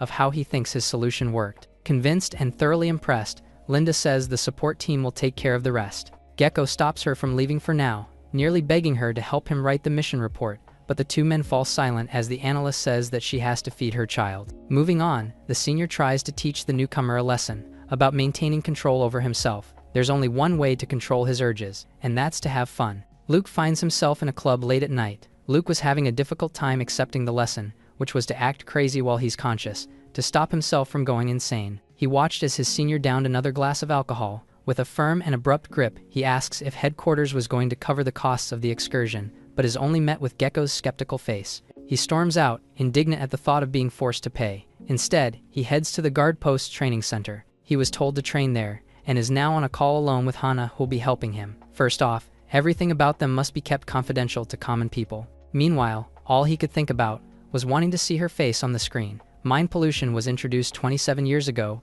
by the Red Moon Laboratory. Research on pollutants has been going on for less than 30 years, and they're struggling to make solid conclusions, with the rise of special cases recently. Their objective is to figure things out as they go, no matter how difficult. With his acknowledgement, they move to the first main lesson, which is mind pollution and psychic power. After their discussion, Luke recalls his hazy memory of what happened in the orphanage. Walking back into their apartment, he sees Baba, scolding May and ordering her to come down from the ceiling. She chuckles and mockingly tells him to catch her if he can. It's surprising to see her talk back, since she always used to hide somewhere. Their father was furious, saying she got arrogant after eating something odd from outside. Coming close, the girl promises to tear him into pieces when she grows up. Instead of fighting back, Baba trembles and asks Luke why he even comes back there. He calmly holds up some dishes and a bottle of beer, requesting that their family just eat in peace for one night. What he doesn't hear is Mama, talking to someone who'll be their new neighbor. Putting the phone down, she welcomes her children and says she was just talking to her friend. He's never seen any of her friends,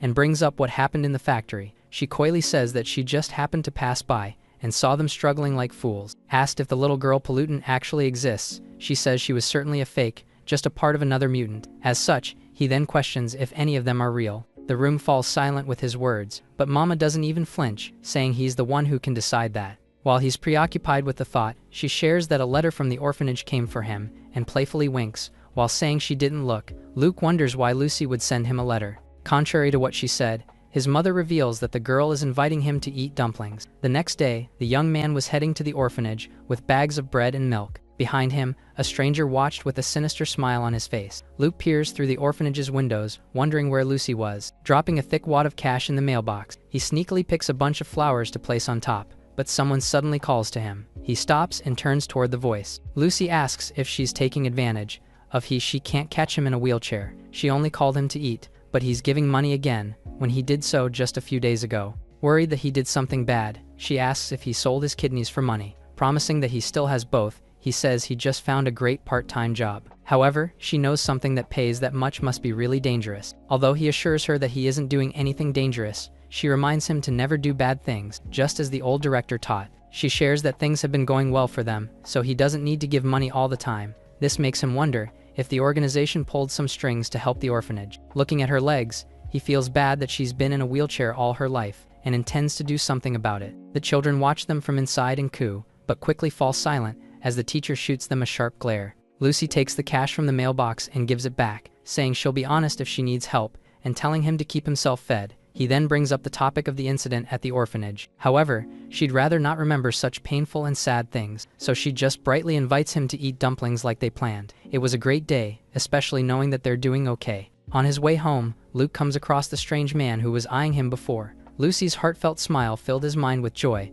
but it didn't stop him from noticing the odd presence stealthily approaching. Turning his head, he fishes through his pockets while looking at the man, who can only manage a sheepish. The officer swiftly takes his gun out and aims right at him, not even hesitating for a moment to shoot while asking what he was doing. Hit in the arm, the man says he must be crazy and starts to run away as fast as he can. Luke found it detestable and chased him right away, continuing to let it rain while they moved across the narrow alleys. They eventually reach a deep cliff, one that the man confidently jumps over. Easily reaching the other side, he's sure that his pursuer can't follow him there, so he's naturally surprised when the young man throws himself over the edge. Luke was as calm as ever as he fell, and silently called to his sister. May appeared to take his outstretched hand, always ready to help him as promised. She pulls him upright when he is about to crash to the bottom, and they leap high into the sky to continue the chase. Shocked, the man ran again, but the siblings have almost caught up and were gradually gaining. There was only a few meters left when the target suddenly jumped to the wall, seemingly trying to climb and leave. Unwilling to let him escape,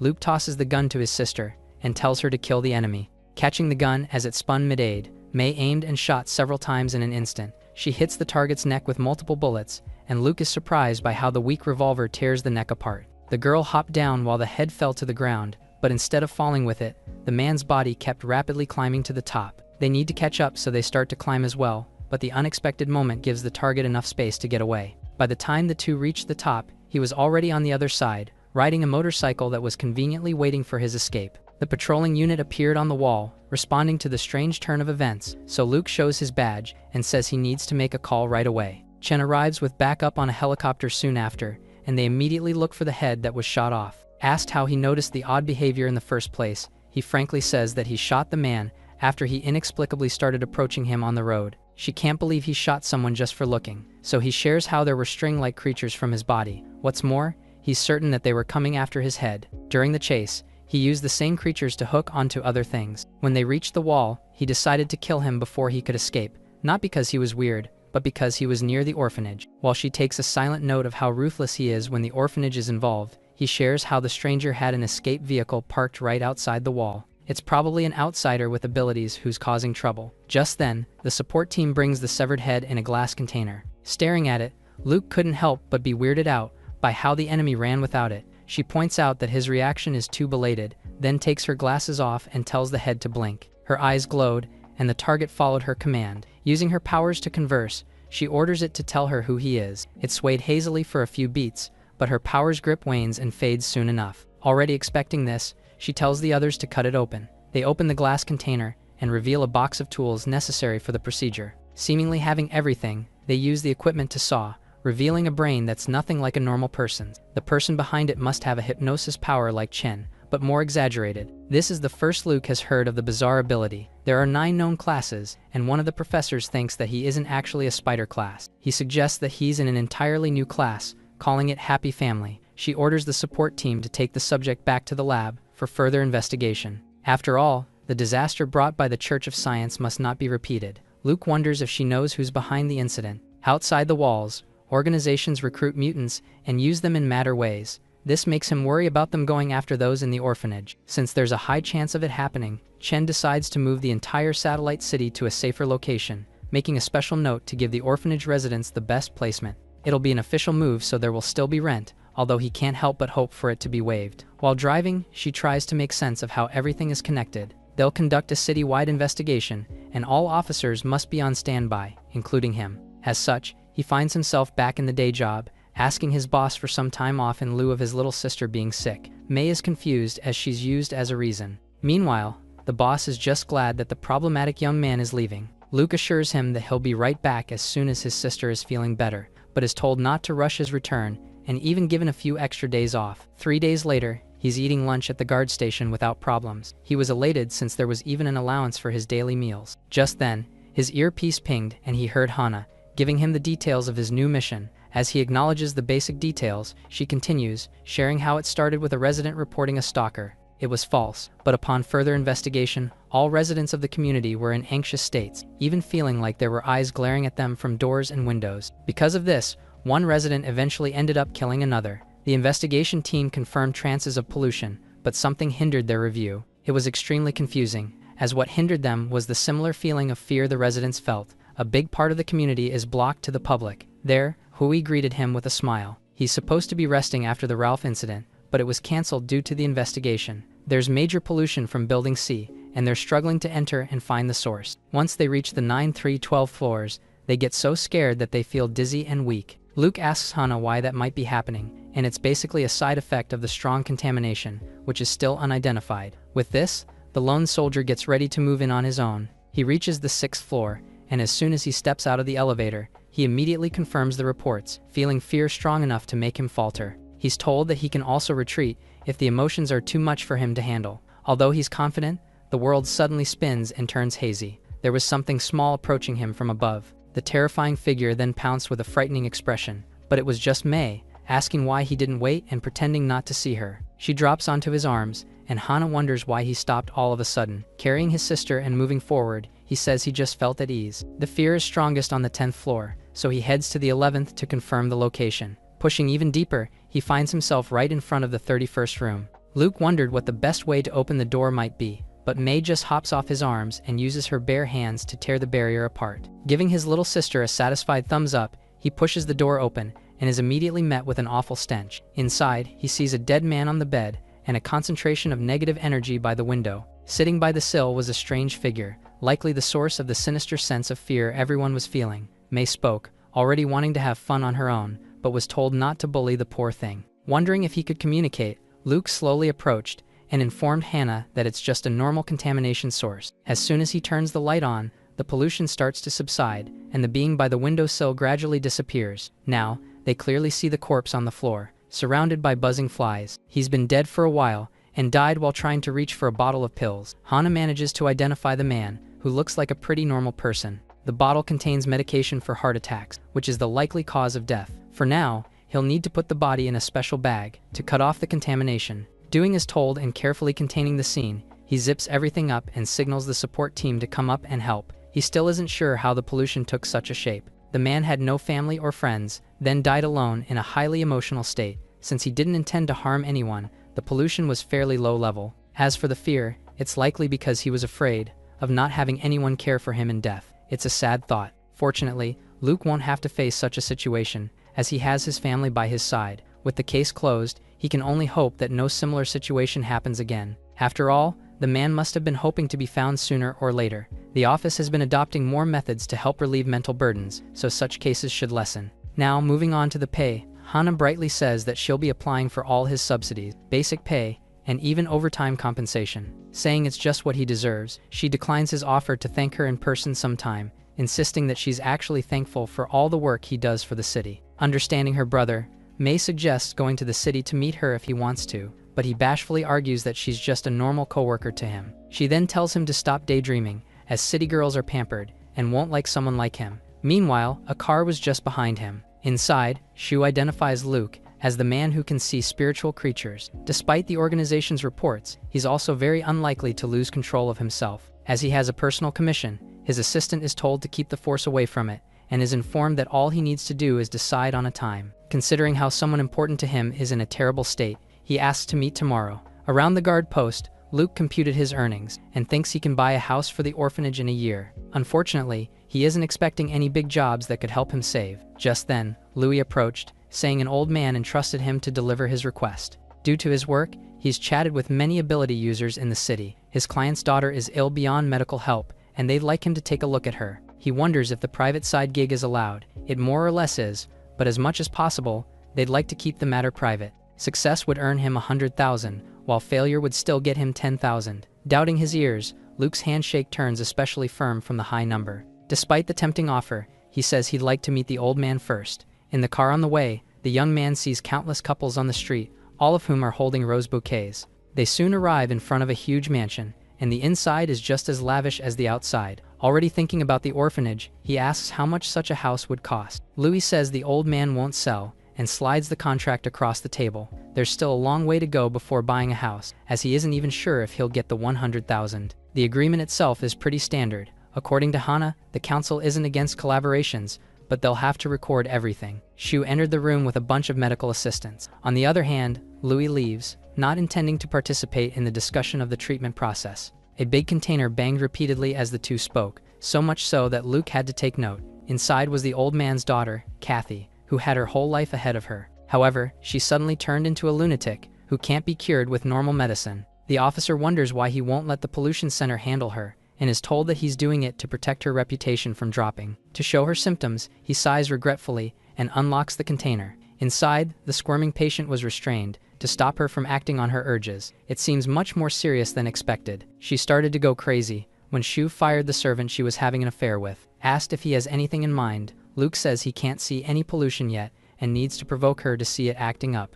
He suggests that they release her for a moment and is warned that she might immediately pounce on him. Fortunately, he's more than capable of handling such a situation. As the father pushes a button, the restraints around his daughter's body open up and she quickly drops to the floor. Like a wild animal, she indeed pounces on the young man as warned. He swiftly turns to take her arm and pins her to the ground. Already knowing what to do, May approached with a smile and placed her brother's attention on something interesting. There was an odd bulge in the middle of her back. Tearing through the cloth, he sees a pollutant, which then shot spikes at the exterminator who revealed its position. Shu is told not to move, as the pollution was now going wild and emerging from its host. Several tentacle-like creatures with heads glowered at Luke, but Mei was already tearing them apart. Seeing this, they immediately escape, even leaving their host's body behind. However, it doesn't stop there as they cling on to the other women in the mansion, contaminating them like they did Kathy. Shu was also starting to fall into a daze. Although they've confirmed the pollutants work, Mei is more than enough to take care of it. She jumped around, trying to catch them all, but the little things popped in and out of objects.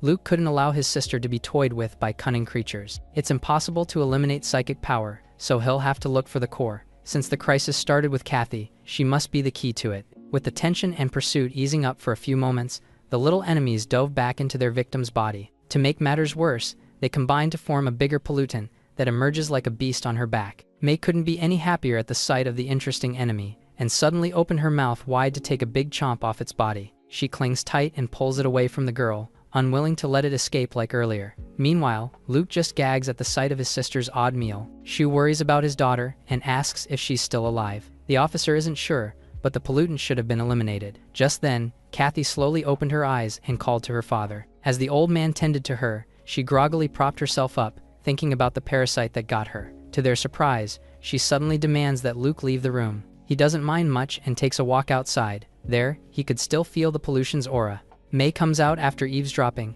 and shares that everything happened due to an oil painting that they now want to keep for dark research. As the officer comes back in, Shu thanks him for all his help and talks about the reward, but Luke says it isn't the time yet, as the job isn't finished with his daughter still sick. The old man insists on doubling the reward, oddly eager to make him leave. They were obviously trying to get rid of him to conduct their underground dealing. However, allowing them to do so would only put more people at risk. His apprehension drives Kathy over the edge, and she points a gun at him, confident that she won't be arrested. Little did she know about Mei, who was grinning behind her. A quick slash cuts the girl's fingers apart, along with the gun that was aimed at her brother. Shu was incredulous, and couldn't believe that the young man dared to harm his daughter. Looking down at them, Luke argues that she started the hostility, even after he saved her. A sniper aimed at him from high above and pulled the trigger, but he was completely unfazed. Telling them to behave themselves, he powers up with Mei and starts to climb the walls to take care of the man who just opened fire. The sniper couldn't believe it, but he was already being pushed out of the balcony, his limbs tied across each other. He shook on the ground as Luke descended, telling his sister to take care of the other guards who were approaching.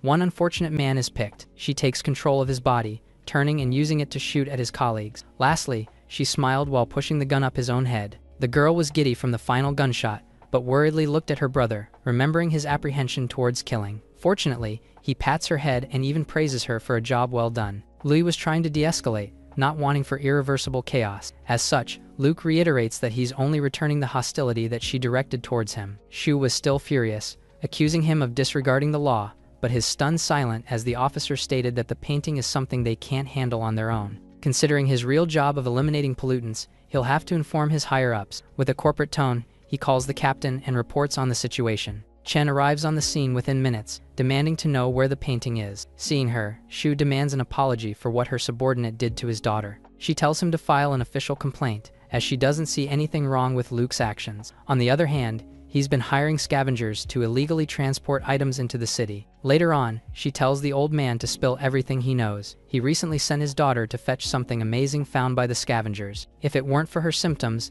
the painting would have been in the city long ago. Now, she orders the girl to speak. She arrived on site and found all of the scavengers dead. She had no idea what happened, but in addition to their goods was an amazing painting. As it was so beautiful, she wanted to keep it a secret from her father, but wanted to share the joy with someone else. That's when she called a servant into her bedroom, and the rest is history. Shu did not realize that pollutants could be this dangerous, but it's their greed that caused it all. As the two officers now head back to the guard post, Luke asks how an inanimate object could be a pollutant. It's possible to store power in objects, and custom weapons are made with the same logic. Stuck in traffic, she tells him to learn how to drive. The road is jammed due to a couple in the middle of the street. A girl was proposing, after breaking up with her partner and fooling around with others. She clings to him, insisting that she's realized her true feelings for him, but he just screams at her for becoming insane and irrational all of a sudden. With crazed eyes, the woman says it's because she loves him, wanting to be with him forever. She comes close to suck the life out of him. The girl screamed as the man she loves fell lifeless. The aura she emanated started to affect everyone,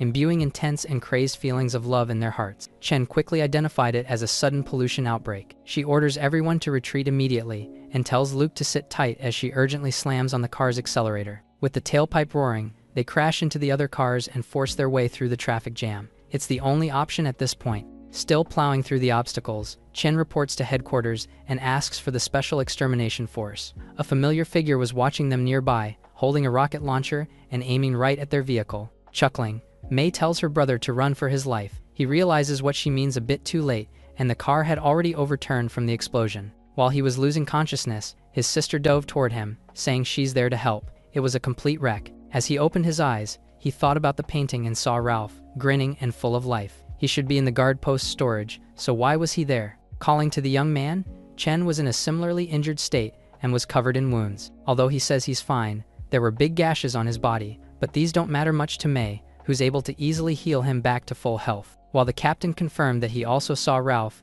their attention is turned towards their surroundings. On top of the flaming wreckage, a bunch of men surrounded them with multiple machine guns. There was no escape. They opened fire, aiming right at Luke's defenseless body. There isn't anything he should be able to do, but a familiar voice echoed. Mama appeared, hugging him and asking how he got himself in trouble again. Chen couldn't see Mama, and the only thing visible to her is Luke, holding his hand out and casting a barrier to stop the heavy bullets from hitting. There was also the shape of a woman standing in front of him. She questions how high his psychic power must be to do this, but gets a grip and reminds herself of her position. In her control is the ultimate weapon, capable of destroying everything in her path. With such power, one might feel like the king of the universe, and she's there to prove that she is. Using her hypnotic abilities, she orders some of them armed men to point their guns at each other. The enemies take each other out just like that, and Luke sees the strength of mind transformers once more. Mama says her child must have been bullied really badly this time. It's true that he would have died if she didn't come to help out. The captain takes control and reports the situation back to base,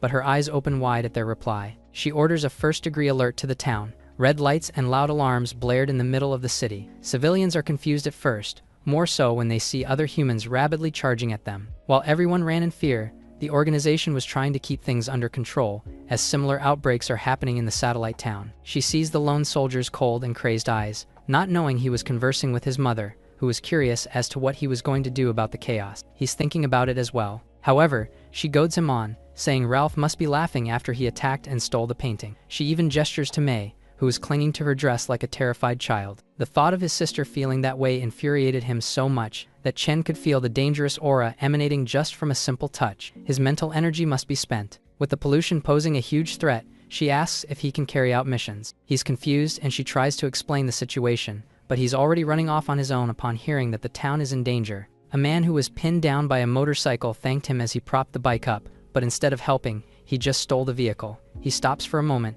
seeing Mei in the middle of the road. The pollution on the main highway was gradually spreading. It might be related to the woman whose marriage proposal was rejected. The analysts are told to send her next two orders to all surveillance teams. First, everyone with symptoms of psyche mutation must be blocked, even with death. Secondly, everyone else must lock themselves in their homes with televisions. They must not meet up with relatives or partners. The safety of the town lies on their shoulders. While Mama wonders what will become of the case, Luke rides the motorbike with his little sister. Together, they race toward the city's outrage. The satellite town was in flames and chaos, with polluted residents chasing after civilians. Some do their best to hide in the safety of their homes, while the special forces form blockades and hold the main roads. Meanwhile, Luke was driving as fast as he could, and eventually reached the place where the orphanage was moved to. Hoping everyone was safe, he stops the bike and greets the officers there. Hui welcomes him, and he asks why the special forces are there specifically. They're apparently there on Chen's command, ordered to keep the orphanage members safe. The young man is surprised by the captain's special consideration, and is handed the radio set officers are usually given before a mission. Putting the earpiece on, he hears a familiar voice. With his confirmation, Hana asks for a report on his current situation and state. He calmly says that he's at ease, so she clarifies that she's asking about his physical condition. While he bashfully answers, she brightens up and affirms her support for this case. Other towns are also experiencing outbreaks, and their job is to defuse the situation. His mission, specifically, is to head to the community hall and curb the spread of pollution there. Luke's bike is brought to him, but he doesn't need it anymore. Chen protected the people he cares about, and it's time for him to return the favor. He tosses a lollipop to the sky for Mei, who grabs the candy and lands snugly on his brother's shoulders. Now, the two share their power once more and leap into action, leaving the investigation unit behind. The safety of the city basically rests on the lone soldier's shoulders. The chaos is undeniable as he jumped over the buildings of town. There are many cases of overwhelming psyche mutations, meaning it really is mind corruption. A man was just killed after glancing at his friend's wife. Based on Chen's early report,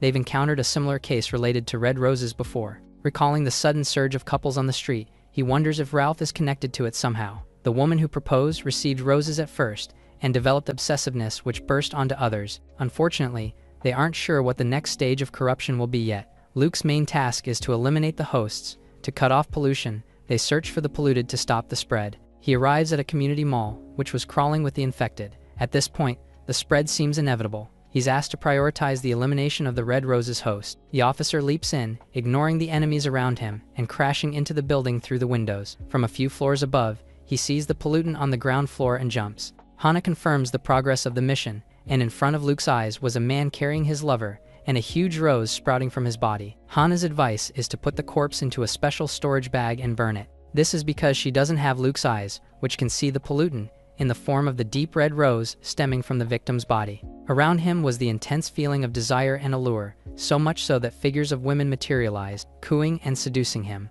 Weirded out as he doesn't even like that many women, he grabs the stem and pulls it apart, immediately causing the spirits to fade away. Since it's a bit too odd, he prevents his excited little sister from eating the pollutant this time, much to her disappointment. Anyway, the main threat has been eliminated without much trouble. Hana commends him and says they have to stop the spread of the corruption next. This is going to be more troublesome. He'll have to redirect the infected, or sabotage their way out until support arrives. Getting a rather brash idea, the executor breaks a steel pole and jumps toward a target. He breaks her legs in an instant, and tells the civilians outside not to go near her until the alarms stop. The first is down, so he moves on to the rest. As the analyst asks what he's doing, he says he saw no way to control their actions, and went with the easier route, which is immobilizing them by breaking their legs. Given his hitting accuracy, their bones should be easy to reconnect later on. It's a painful ordeal for the couples, but they should be safe for the rest of it. May says he's just bitter because he's single. The two move on with a lot more areas to handle. He sees another pair or lovers on the street, and jumps in to break their legs. To his surprise, they raise their hands in fear, and ask what he's trying to do. Apparently, they were just trying to share a final kiss on Doomsday. The officer reasons that they had their arms around each other, and sheepishly walks away while being scolded for his nosiness. They just watch while he climbs up a building several stories high, easily making it to the top in no time. From there, he gets a better look at how bad the situation really is. While wondering what to do, he's asked to report. The people have seemingly calmed down, and are now walking towards different skyscrapers. In fact, some of them are already standing at the roof edge. He has to act fast before they do anything destructive. Just then, he hears one couple professing their love for each other, right before throwing themselves over the building. Asked to take a closer look, the lone soldier confirms that the ones jumping are the same people who were infected twice. After reaching the pinnacle of their emotions, they're getting an urge to self-destruct. Based on the analysis, those reinfected have 30 minutes before developing such tendencies. Couples embrace as they jump, while those single leap to express themselves. Wondering how it came to this, Luke continues breaking legs. This is likely related to the stolen painting as well. In other words, Ralph is involved. Before going after the masterminds, they have to stop the damage, so the siblings split up to cover more people. While her brother works, May calls to him, showing how she molded the bodies of two civilians to stop them. Told not to fool around too much, she instantly separates them with barely any effort. He's surprised that she can even do such things without harming them. The situation seemed contained, but Luke realizes that it's much worse than expected when he looks around. On top of all the buildings around him, people were leaping to the ground and he had no way to save them all. Hana assures that he can only do so much and shouldn't blame himself. Save just whoever he can. This is also what the old director said. However, if so many people die, he can't help but feel helpless. Just then, he hears a loud whirring from above. A helicopter was flying over their area, and out came a familiar and gorgeous woman. The infected all looked up at her, allured by her sheer beauty. Their hands reach up to the sky, professing their love and desire to have the woman. Even Luke couldn't help but feel similar inside, and to his bewilderment, even May was showing signs of attraction to the newcomer. That said, her desires were a bit more intense and destructive than others. Before she could do anything, the lone soldier calls to Hana, who says Dolly must have come to offer support after cleaning up in her area. She must be the same person Gecko mentioned not too long ago. He's warned against looking her in the eye, as it may cause irreversible changes to his psyche. Based on how long he stares, he might not be able to wipe her from his mind, and eventually, he'll develop a strong desire to destroy her, feeling like she doesn't belong in this world. After all, It's too dirty for someone like her. Seeing Dolly about to leave, the infected move to chase after her. Couples let go of each other's hands, losing interest in each other, and instead rushing down the stairs of the building. Instead of dying, they all want to get closer to the officer, who's effectively saved their lives. There are still a few areas that need support, so Luke will have to rush there now. He leaps into action, telling Dolly to go to the farther location as she's capable of flying. She stared at him for a moment, silent, then affirms the instruction. Hana is surprised that she actually responded. At the main bridge, police officers are being pushed to the limit by the infected. The contamination has already begun. Luke asks his sister if she's already tired, but the analyst misunderstands and thanks him for his concern, thinking he's talking to her. He just laughs it off and proceeds to get to work, believing that the victims can still be saved at this point. The problem is that there are just way too many people to deal with. Just then, he feels the world shift, almost as if he fell into a completely different dimension. It was an odd sight that he couldn't really make sense of, and people were disappearing one by one. Even May was nowhere to be found. Hana urgently called out due to his odd behavior. He explains the situation and asks if she can see it, but he's interrupted by an old man, who asks how he entered his world uncorrupted. He lets the analyst know, and is told that it must be the drunkard. Introducing himself, they realize that they're colleagues. The old man says he's got things covered in the area, and questions how he entered the world. Luke argues that he's the one who should be explaining that, but neither have an answer. As such, he extends his hand, and as soon as they shake, the world returns to normal. The drunkard suddenly appeared as a young woman, saying only normal people should be allowed in. Her odd ability bewilders the newbie, but there's no time to talk about it, as other places still need help. With this, the girl continued on with her intoxicated rescue efforts. Luke yelped as May suddenly bit his leg, which is her attempt at snapping him out of the daze he suddenly fell into. Hana explains that the drunkard is an 18-year-old student. Due to an inexplicable barrier, she perceives herself as a 60-year-old man. It seems his peers are much more bizarre than expected, but with her there, the situation at the bridge should be contained well. Everyone's efforts are paying off, and there's only one more location that needs help. This is the south wall where Gecko currently is. Thousands of infected people are swarming, and the situation is extremely urgent. On his way, Luke asks what's wrong with the south wall. A large number of people suddenly charge there, forcing civilians to flee. He worries as the South City is where the orphanage is located. It's unknown whether or not a mental pollution outbreak has occurred. Understanding, he makes his way there as fast as possible. He lets May rest for a moment and retrieves a motorbike from the street. Together, the two siblings rush to the site at a much faster pace. While speeding through, he notices that it's oddly and eerily quiet. Reaching the location, he's met with an even weirder situation. People were mindlessly walking towards the walls, not even noticing him pass by. From the top of the wall, Gecko called out, telling him to climb quickly. He then abandons the bike and scales the wall with his sister, reaching his colleague with a few quick jumps. They greet each other, with the lone soldier identifying himself to the police officers. His senior talks about how he's cried multiple times in his life, but for the first time, over 10,000 people were crying as they stared up toward him. None of them could make sense of it. Gecko was ready for a tough pollutant, and didn't expect to encounter such a still scene. They've tried a few things here and there, but got no response whatsoever. Considering everything, Hana discourages him from taking any rash actions. With the pollutant core and logic chain are unknown, Gecko suggests using a sleeping bomb, but Linda scolds him and tells the officer to use it on himself. As another attempt at flirting from her officer is shot down, the lone soldier is asked for his opinion. Luke wonders if it's possible to get Dolly to come there, but they don't recommend it since it may lead to unpredictable changes. Right now, the priority is locating the logic chain to break it.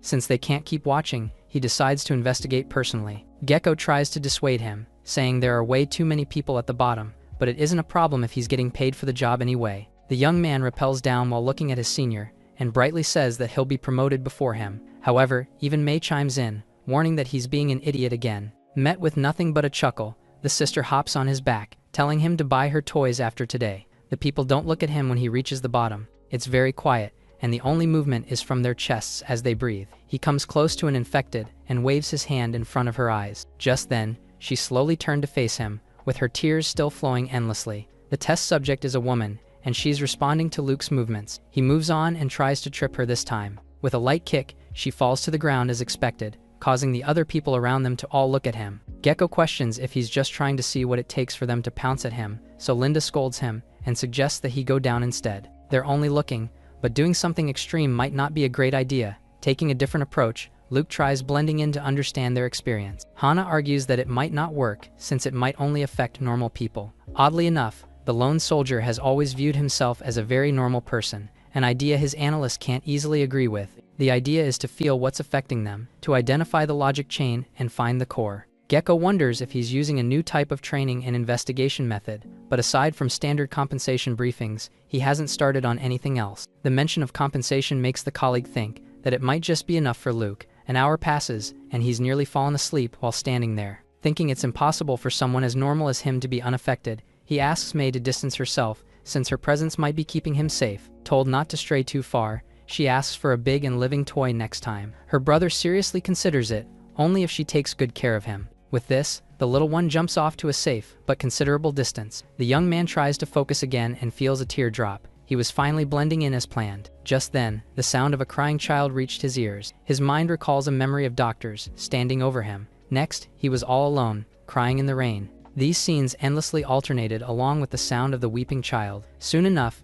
tears started to fall from his eyes as well, and he only stopped when May's bite snapped him out of the trance. Denying the idea of crying, he tells Hana that he's found traces of the pollutant, so it's time to get ready. Asked what type it is, he explains that it's the sound of a crying boy that engulfs the victim in overwhelming grief and illusion. She wants to instruct the investigation squad, but dissuades her from letting them in. Their masks will prevent them from hearing the cries, but taking them off will infect them. It's uncannily similar to the apartment case, where everyone was too afraid to move closer. Gecko wonders what Luke is planning. Linda says he has actually detected and is now pursuing the source of corruption. Gecko is impressed and makes a quip. Linda tells him to focus and be ready for anything dangerous. He says he will comply and opens the box containing his sniper rifle. He places a bullet inside while asking if Luke's dedicated analyst is pretty. Linda confirms that Hana is the most beautiful analyst and wonders if Gecko agrees. He starts to joke about the possibilities, but Linda points out that Hana is still a child. Gecko says he now has peace of mind and then looks through his scope at Luke, who is moving through the crowd. The lone soldier finds the main source. He says he can clean it up anytime, but Hana recommends he temporarily retreat. Luke observes from a safe distance. The pollutant energy around the source starts to get stronger. His head opens up like a robot, revealing a mechanical ball inside. It jumps out of his head and floats in the air. Luke says that the crying wasn't from a little boy, but from a machine that played a recording. Hana looks worried and tells him to be careful, as the ball is a product of Tech Sect. The machine detected an unexpected target and said it is entering the second phase of the experiment early. Energy swirls around it, and it then blasts a powerful sound at the crowd of people. Meanwhile, in the ruined city 30 miles outside Qing, Ralph and his accomplices are sitting on the rooftop. They are playing cards.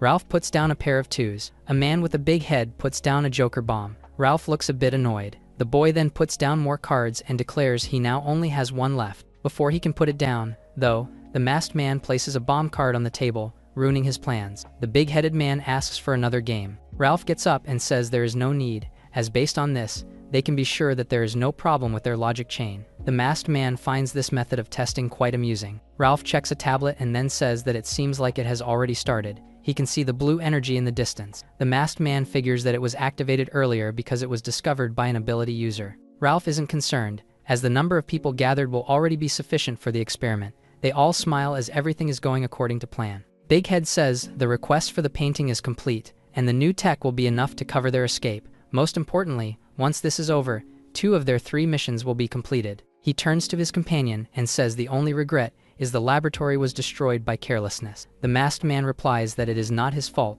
since all his puppets are on the boss's mission. Ralph says that the most important thing is the painting. Also, being able to accomplish 2 tasks without any casualty is a good result. He tells them to gather their things, as they will leave immediately after collecting the explosion data. Meanwhile, the round machine is sending a wave of energy upon the hapless crowd. Luke looks on and wonders what is happening. An abnormal fluctuation is detected as some people's life force is sucked into the machine. Their bodies blend together, forming a grotesque figure around the tech. Luke sees it and reports that a psychic monster probably connected to the tech has appeared at the southern wall. Gecko sees it through his scope. He is not afraid of it being fierce as long as it doesn't hide. He asks permission to use the special bullets, and Linda replies he need not ask in a situation like this. Gecko smiles and says he was simply informing her that he was about to use them. Meanwhile, Luke is instructed to take care of the monster immediately. May appears and says she probably needs her help now. They touch hands and he leaps into action. He lands on top of the monster and rips it apart in 2 with his bare hands. It doesn't kill it, though, as both parts become separate monsters. Gecko says he will take care of the one on the left, and Luke goes for the other one. He aims carefully and fires the special bullet. It soars through the air and strikes the monster. Gecko is pleased with the plasma bullets and is disappointed that they just can't request them anytime. He tells Linda that they should pretend that it took 2 shots to kill the monster. She chastises him for teaching Luke how to swindle supplies. The lone soldier reaches the other monster and jumps on it. He rips it apart again just like he did the first time. The exact same thing happens again, and the beast is simply split into 2. They continue to suck in the aura of the people around them. Luke feels something is not right as the monster grows bigger. He then realizes that it can consume the mental power of those around it, as the monster has now become gargantuan. Luke makes an open wound on the back of the giant monster. Despite the effort, the psychic monster is still absorbing the consciousness of the mindless and is still growing in size. Hana and Linda find it impossible that there is a monster that can combine the mental powers of people so quickly. Gecko keeps firing his special bullets, but urges the analysts to find a solution. The giant monster has wounds all over its body from the bullets. Luke also attacks by tearing more pieces from the monster. Despite their efforts, the monster still grows. They see from their equipment that the monster's mental energy is growing exponentially. It grows and grows until it is the size of a building with a mental energy of over 1,000. The analyst believes that the monster will be a B-class level threat soon. Luke and Gecko keep attacking the monster, even though they know they have nothing to finish it off. Gecko says he is out of bullets and asks the analysts if they already found a solution. Linda tells him that they already contacted HQ to send reinforcements, and that all they can do for now is to stop the monster from growing further. Linda shares that the monster is not doing anything for now aside from absorption, and that she suspects that it is artificially created to kill all living things in the city by exploding. She advises that the only option for them is to destroy all the corrupted people to keep it from growing further. Luke logically deduces that the 100,000 citizens are important in this scenario, but finds it horrifying that he needs to kill all the corrupted. The analysts tell Luke that HQ wants them to withdraw for now. Luke answers that they should withdraw without him, shocking the team. He elaborates that they should be far away to be as safe as possible, and that they should not observe him, even with cameras, due to the danger. Hana tells him that they need to report it to the higher-ups first. Luke agrees but asks to hurry. Hana reports to HQ with urgency and asks for further orders. Chen is elsewhere in the streets, asking the analysts what Luke is up to. At headquarters, the department head, Shin, just received Luke's plans and is angry that he has no idea what the man is going to do. In the lab of HQ, Baji receives a report from a soldier confirming that Luke lied about what happened in the orphanage 10 years ago. Despite the deception, Baji tells the soldier to allow Luke's plan. Chen also tells everyone that he trusts Luke's decision and allows it. Elsewhere at HQ, Shin's advisor tells his boss that whatever Luke does will be better than just shooting the monster until it explodes. Shin reluctantly agrees to go through with it, but with the caveat that the special operations team should also remain on standby and be ready if his plan fails. Hana reports to Luke that they have received permission from HQ to go through with his plan and asks that he be careful. Luke slowly walks towards the towering monster. He smiles despite knowing that even Mei seems to be helpless against the monster. He calls out Baba and Mama. He tells Mama that he wants to get rid of the monster, find out who did this, and get rid of them. Mama tells him that she has no plan to stop him, but asks who else he is planning to deal with. Luke answers that there is no one else, but Mama replies that she knows he wants to use Baba for the situation. Baba keeps screaming that he will destroy things as they talk. Mama warns Luke that letting Baba out means things might go out of control even further. Luke asks her what she thinks he should do. Mama asks if he trusts his family. Luke thinks about how his family is too trustworthy, since they just appeared one day and are terrible people who seem to keep secrets even from him. Mama reminds Luke that, despite calling himself a normal person, he remains unaffected after entering an ability user's realm and can even hear the sound of crying that no one else can. She continues to say that instead of borrowing Mei's ability, this time he should lend his ability to Mei. Luke thinks about it and chooses to believe in Mama and his sister. Luke calls Mei and tells her that he will give her a toy. This makes Mei smile and excitedly cling to his brother to let him fly. Mei brings Luke towards the monster. Elsewhere, Gecko sees how the monster is being surrounded by a mental distortion field. Luke smiles as he goes further towards the monster. Hana and Linda both detect a mental distortion field ability that can capture a wide area, and both normal and ability users are vulnerable to its mental attacks when entering it. Gecko worries that they need to take out another comrade if Luke loses control. Meanwhile, Luke enters his own distortion field to get to the monster. Gecko is curious about what Luke will do against a towering monster that just won't die. Luke watches as Mei touches many corners of the monster's body, distorting it. He concludes that the monster is not a product of an ability user but a contamination. The monster tries to swat Mei away, but the girl just has fun dodging it as she continues to go around the monster's body. The monster then splits away from the body parts Mei has already distorted. Luke sees that the monster is abandoning the corrupted part of itself. The monster tries to go away, but it sees Mama and gets intimidated. Meanwhile, Luke is standing on the distorted pieces the monster has abandoned, as if they were now a separate entity that May can control. May smirks at the monster and attaches herself to it. Both the monster and its distorted counterpart face each other face to face. May and Luke then let the two large creatures bump into each other. Elsewhere, Ralph is worried since his tablet tells him that the monster is becoming unstable before it even reaches its peak level. His masked comrade tells him not to worry and asks if he wants him to send a puppet to take a look. Ralph agrees that he should take a look, but that he needs to take only a second to do so and break the connection immediately. The masked man is revealed to be the one controlling the corrupted people. He makes one of the controlled ones take a peek at the monster. Meanwhile, at a safe distance from the monster, a man with a camera is taking a peek at the monster. On a building is a woman with binoculars, looking at the monster. She is reporting to another woman, safe in one of the buildings, and is also using her observation ability to observe the southern wall. Mama can sense that there are people who have ignored the warning and are taking a peek at the monster. She pulls out her scissors and smiles as she says that naughty children should be punished. She uses the scissors, breaking some sort of string. By simply snapping the string in two, the drone watching the scene explodes. The mole with a camera disintegrates. The binoculars of the woman split in two. After a second, even her body split in two, killing her. The woman in the building with observation ability concludes that Luke is fighting an extremely powerful monster. She suddenly feels pain, and then her head gets detached from her body, killing her. Ralph's masked man is confused as to why he can no longer reach any of his puppets. The big-headed man suggests that his distance from the puppets must be just too big. The masked man says that he knows how far he can control puppets, and that he should still be able to control them. He reports that it will take him some time until he can get connected with the puppets again. He also says that he somehow saw a woman smiling just before his connection got severed. The big-headed man accuses him of just being distracted by thinking of women.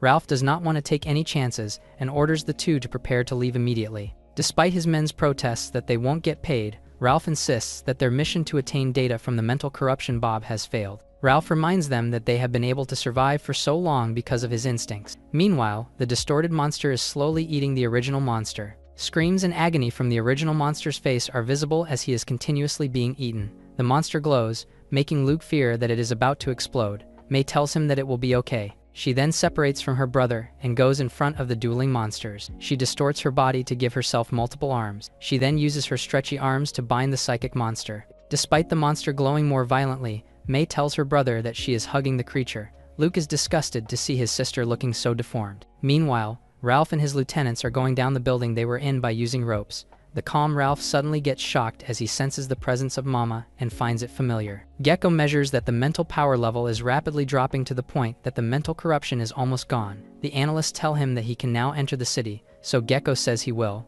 Linda tells him to be careful, putting the man in a good mood. The site where the monster was has a huge crater, and Luke is in the middle of it. Gecko sees him, but he is not moving. Gecko slowly tries to touch him with a twig, only for Luke to look at him. Luke asks Gecko to have the support squad come in. Luke is sulking since he knows that HQ will not compensate him for breaking the earpiece and mental energy detector. Gecko asks how the ditch was made, so Luke answers that the monster suddenly exploded like a bomb. Gecko asks with suspicion how he was able to restrict the exploding power to a small radius. Secretly, Luke thinks about how May was amazing in that she wrapped the monster with her body to restrict the explosion. Luke answers Gecko that he simply concentrated all the exploding power together, making Gecko think his answer is way too simple. Luke is starting to think that he is not really as normal as he thinks. His thought of this exists, as Gecko tells him that he gets it. The support team arrives with helicopters. They assist the previously controlled people and tell them that they will get medical treatment for the food poisoning they had. Luke asks Hana if all the problems have been solved. Hana answers that large-scale corruption areas in the second satellite city are now under control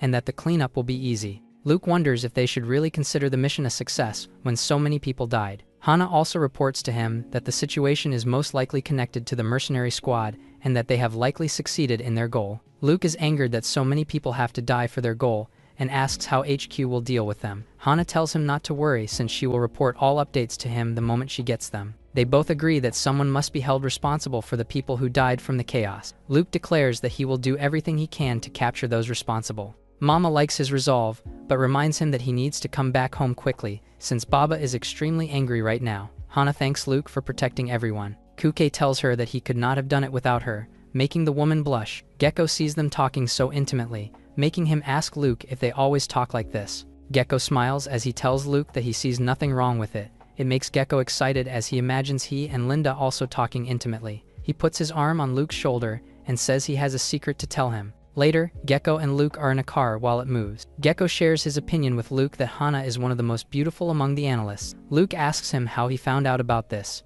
Gecko switches to talking about Linda, and how he has a small question about her that he really wants to know the answer to. Luke asks if he wants to know if Linda has a child. Gecko says he does not care about that, and that he really wants to know if Linda really weighs 150 kilograms. Later, the two are at the second satellite city guard post, feeling frustrated at the mundane task of writing their report of the mission. Gecko asks Luke what he will write down on the latter part of the mission. Luke replies that he already told him what happened. Gecko is not so sure about what he said before, but says he will support him. Luke can tell that Gecko is trying to find out how he really dealt with the psychic monster and realizes that he must just be hanging out with him to keep watch on him. May asks Luke if he is planning to go home, but Luke answers that he is afraid to do so because Baba is throwing a tantrum right now. He gives May a handful of candy as a reward for the mission, making the little girl drool. Luke tells Gecko he needs to go home. Gecko suggests he come with him and says he wants to visit his house. Luke says he won't invite him to his house and asks to cover his shift while he goes home. Later, Luke is in a car, being escorted home. May spots someone following them. Luke realizes that the extermination force is having him followed, and hates the timing since Baba is in a bad mood right now. He calls Chen and tells her that he is planning to go home now that the situation has been resolved. He reports to her that he is uncomfortable that the extermination force is following him home. Chen tells him she understands. A second later, all the cars following them turn around. Chen tells him that this won't happen again. The woman then shouts at someone to keep their hands steady, making Luke question what is happening to her. Chen tells him that she is undergoing surgery because of the injury she received from the attack. She says she is fine despite her injured intestines and has already used her hypnosis ability on herself, so she won't feel any pain. She warns Luke that people are now scared of him because he dealt with the psychic monster too well, and that the higher-ups had the same reaction when they recruited Dolly Gecko and her. Luke says he understands and lets her focus on her surgery. Luke has already left the car, yet one of the extermination forces is still monitoring him. The one monitoring Luke is warned by HQ that the higher-ups have ordered everyone to stop observing Luke, since people tasked with watching over him have already died. They review that the woman with the binoculars and the ability users were the ones who died from mysterious causes. It leads the stalker to agree to leave. Luke is walking up the stairs to his apartment while May sings as she flies. He comments to her sister that her singing is off-key. As they get near their apartment, May clings to her brother out of fear. Luke opens the door to see that everything within their apartment has been destroyed by Baba as he screams that everything is trash. Baba continues to break things and scream that everything is trash. He points at Luke and also tells him that he is also trash for running around like a dog of the extermination force. Mama tells Baba that he needs to calm down and that it is time for them to have a family meeting. Luke tells Baba he feels like he is not doing anything wrong by helping the extermination force since he has a good salary from it and he is making the world a better place. Baba tells him back that all are just his excuses to avoid the fact that he is just being used by the force and that he needs to focus on protecting his family instead. Mama reasons that if the entire world is dead, then there is no one to give their son a salary. Baba is frustrated as he sees that Mama has a point. Mama praises Luke for staying to slay the psychic monster to protect the people despite everyone else running away. Baba interjects that Luke should kill everyone first if he does not want to be killed. May stands up for her brother and tells Baba that Luke is not wrong.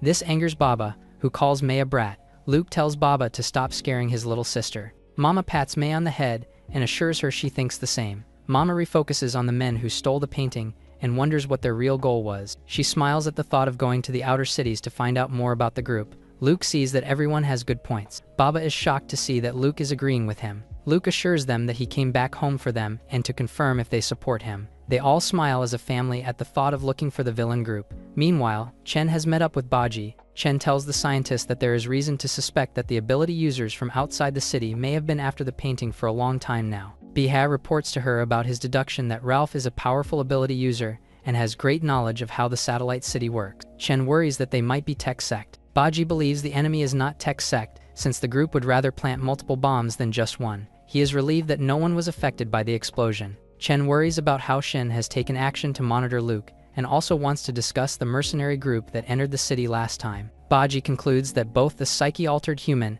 and the one who attacked them originally came from the same puppet ability user. Baji encourages Chen to take a look at the file regarding what really happened at the Red Moon Orphanage explosion incident. Chen opens up the file with shock. They review that there was a research director who stole a portion of resources and experimental subjects from the Eclipse lab 20 years ago. They named the incident the Escaped Laboratory Incident. While Baji believes there is enough reason to suspect that the mercenary group is connected to the incident, Chen disagrees. Baji says that only Lucy knows what happened 20 years ago. Baji advises Chen to investigate that person and tells her that she must focus on investigating the orphanage most of all. Chen promises to head to the orphanage tomorrow and have a talk with Lucy. Elsewhere, Lucy is by the window, observing the red moon in silence. Chen visits the orphanage. She enters to see that Lucy is surrounded by children who enjoy their teacher's company. Chen introduces herself to Lucy as Luke's colleague. She also tells Lucy that she paid Luke a lot of money because his work is worth it. They head to the teacher's lounge to talk. While there, Chen reads letters the children wrote to Lucy as their teacher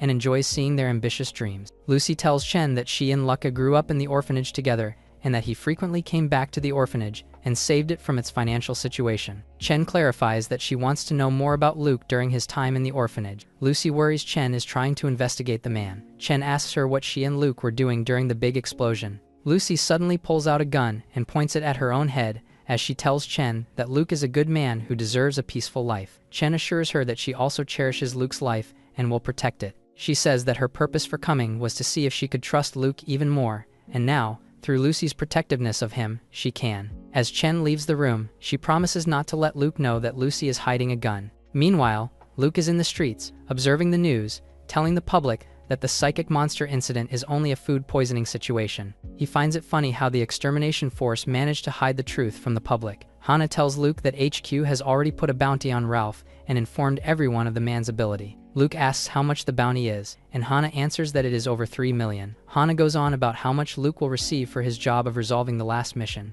Luke tells her that it is not important right now. He says that what he wants right now is to capture the ones causing the problem, and so he wants to request something from HQ. Meanwhile, the higher-ups of the force are having a meeting at the Executive Administrative Bureau. Shin is complaining to the others about how it is a bad idea to let Luke pursue the ability users alone when they still have not uncovered so much about the lone soldier. He suggests to the others sitting at the table that they should question Luke. The head of the bureau, Shenna, asks how much they know of Luke's ability. One higher-up answers that they know very little since no one saw what Luke did to erase the monster's explosion. Chen adds that the man has not broken any guidelines in all of his missions. She suggests they give Luke his time out of the city since they have no means to stop the man if they wanted to anyway. Baji agrees and asks where Luke is right now. Chen calls Luke and recommends that he not leave the city as he requested. She sighs that they already investigated the mercenary group and that they know of at least 3 ability users among them. Chief among them is Ralph, whose ability they deduce might be similar to making doppelgangers or regenerating. She says the second one as a puppet user who can control humans. She says they know the least about the third one, but that they have mental energy levels far beyond regular ability users. She advises Luke not to pursue them since he is only a rookie, and the enemies are extremely dangerous. Luke answers that while he has no experience dealing with ability users, the enemies also have no experience dealing with someone like him. Chen asks why he wants to pursue them so badly. Luke says that his sense of justice means he needs to find those who did wrong and punish them. Luke denies that he is doing this because he has heard of the bounty and that it is because the group has killed so many already. Chen says she can approve the request to leave the city, but he must give a time estimate for how long he will be gone. Luke answers that he will be gone for 10 days. Chen takes it in and says she needs to hang up for now. The higher-ups go on to argue about whether they can let Luke loose outside the city. Baji suggests that they keep any data about Luke highly confidential. He also suggests that they give Luke their support for his request, something that Shin reluctantly agrees to. Luke tells Gecko that he made a request for a business trip outside the city. Gecko thinks he is crazy since he has been outside the city. Chen calls Luke again and tells him to consider the trip outside the city as a special operations mission and that he will have 2 investigative squads and a support squad follow him. Luke tells her she does not need the squads and that he only needs 1 comrade. As he looks at Gecko, Chen realizes that he wants Gecko as his driver. Luke tells her that Gecko is listening in to their conversation right now. Chen tells Luke to tell Gecko he needs to get ready. Gecko is frustrated at Luke for deciding on something without his consent. Gecko goes on to complain to the phone about how he is being sent on a suicide mission. May asks Luke if she can kill Gecko since he is obviously talking about Luke while on the phone. She also informs her brother that the people on the other side of the phone keep changing, with many of them annoyed at Gecko because of his complaints. Gecko insists to Chen on the other side of the phone that he will not leave the city, no matter what. Chen tells him that she will arrange for him to meet up with Linda after the mission. Gecko suddenly becomes excited with hearts in his eyes. Luke sees that Gecko returned from his phone call with a silly smirk on his face. The blonde man suddenly turns serious and informs Luke that they should hurry with their mission. Gecko makes the excuse that he is only coming with him outside the city because he is worried about him. Luke tells May not to harm Gecko during their trip. Gecko is weirded out that Luke seems to be talking to something invisible. Gecko reviews all the supplies they have in the truck. He praises Chen for going all out with the equipment. Gecko is excited about the truck they are using most of all and lists its high-quality specs. Luke asks Gecko if he needs to call someone before they leave, but the blonde man answers that no one cares about him aside from Linda. Luke says the first thing they have to do is pick up his family from his home. Later, after picking up the family, Gecko is weirded out since Luke tells him that his family is already inside their car. The blonde man does not know what to say, seeing that the back seats are empty. Gecko tries to talk to Mama and Baba and says it is nice to meet them. Mama finds him funny, embarrassing Luke. May is on the truck, screaming with excitement that they are heading out. Gecko guesses that Baba is sitting on the left part of the back seat, while Mama is on the right, and May is in the middle. Luke sees how nervous Gecko is acting, so he can't tell him that Baba is not actually in the car since he does not like boring rides. They review the data about the mercenary squad to try tracking them. They decide that they should head to where the mercenary squad was last seen. Luke is worried that they need to speed up to catch up to the enemies. It only makes Gecko excited to use his spider class ability to improve his driving. He speeds up the truck to maximum speed. It is so fast that May is left behind and is frustrated as she tries to catch up. Later, they arrive at an abandoned town. They meet up with the investigative squad, who give them the updated information on the mercenary squad. They also report that they have deduced that the enemies are traveling light with only 7 vehicles, according to the tire tracks found. They have no idea where they went, though, making Gecko comment that it is going to be hard to find them. Mama tells them to head left, since she remembers Ralph's face, and can track him because of it. Luke is surprised Mama has this ability. He tells Gecko to turn left onto the small road. Luke and Mama tell their driver where they should go all along the way. 2 hours later, they are still traveling by car. Suddenly, a violent-looking, corrupted human gets in front of the truck. Gecko just runs him over and continues going forward. Luke offers to drive to let Gecko rest. Gecko says he is afraid that if he is not driving, it means he needs to interact with Luke's family. His comment only amuses Mama and May. May suddenly smells something she finds exciting. The others smell it too, but find it disgusting. Mama tells them that they have arrived. Gecko and Luke go outside in the field of grass. Geckos shoot at the grass, thinking the smell is coming from a beast. Glowing eyes appear from the darkness. They discover that the smell is coming from human intestines on the ground and that wolves are surrounding it. Luke and Gecko wonder why there are human intestines and no other body parts. They believe that the puppet ability user must have something to do with it. Luke reviews the research lab's autopsy of the psyche-altered humans and finds that all of the modified humans had their unnecessary organs removed. Luke finds a cloth near the intestines that can only be found in the Great Wall City and concludes that they have found the remains of the 2 missing special ops agents. Gecko is impressed by how good Luke is at deducing what happened. Luke suggests that they bring the remains back to the city. He pulls rank and tells Gecko to pick up the special agents and bring them to their truck. Gecko ends up barfing a lot after following the order, amusing Mama. They continue their drive, with Gecko amazed that Luke found their missing colleagues. Luke says they are also near the mercenary group and asks if there is a gathering point nearby. Gecko checks the map and sees that a place called Blackwater Town is near. He warns Luke that the town is a dangerous place and that they need to prepare for firepower if they are going to enter it. Just to be safe, Gecko says he needs to report that they are entering Blackwater Town. Gecko reports to HQ about how they have found the missing agents and that they are about to enter Blackwater Town under the suspicion that the mercenary group is hiding there. The higher-ups are in a meeting and are talking about how impressed they are that Luke and Gecko have already made so much progress just after leaving the city. They find it odd that Luke is good enough to find not only the missing agents, but also narrow down where the mercenary squad is. Given the location of Blackwater Town, they reason that the mercenary squad went there to resupply. One of the higher-ups concludes that the Puppet Master's supply of psyche-altered humans must be gone by now and must be resupplying. She believes they have gone to Blackwater for its labor market for this purpose. Shin insists that they need the Special Ops Squad to head to Blackwater immediately as soon as there is a request for help, and that they need to use the long-range plasma weapons. Gecko and Luke head to the outer walls of Blackwater, which look like prison walls with guards. Gecko tells one of the guards that they are forgers who want to rest in town. The guard tells him that they can only bring handguns inside as weapons, and gives him the details of where they can park their truck. Gecko agrees with the conditions and says he will park the truck inside the town. The guards open the gates for them. Luke worries that something might happen to their truck while they leave it parked. Gecko assures him that their truck is too sturdy for anyone to destroy or steal. Mama and May assure Luke that they are close by. Luke and Gecko walk through the town as a man keeps bothering them with offers of giving them whatever they want. Gecko entertains the salesman and asks where they can buy people. The salesman tells them all about the labor market and all the people that can be bought there. As the gang walks away, the salesman smiles, as if knowing there will be trouble. The gang walks into the labor market, which is filled with people looking to buy black market items. The gang looks around and sees people selling weapons, monsters, or human intimacy. Gecko informs Luke that it is part of their rules to notify the mayor of the town if they have found a member of the mercenary group. Gecko says he does not want to do this because the mayor is also known as the Snake Boss, who runs the town with all types of criminal activity, and they don't even know if they can trust the person with their information. Mom goes near the gambling house and informs Luke that the person they are trying to find is inside. They walk inside where many people are gambling on different tables and games. Mom points at a wooden door, so Luke kicks it open. Inside is the masked man from the mercenary group, and he is playing card games with other players, as if nothing shocking had just happened. One of the players is angered by the gang's intrusion and pulls out a gun. Gecko puts a dagger to his neck before the man can move. Despite the commotion, the masked man still puts his deck of cards on the table to continue the game. The masked man then asks who they are. Luke answers to say that they are here to arrest him, and that they want to interrogate him first before they kill him. Luke warns that he should come with them without a fight, since he might lose control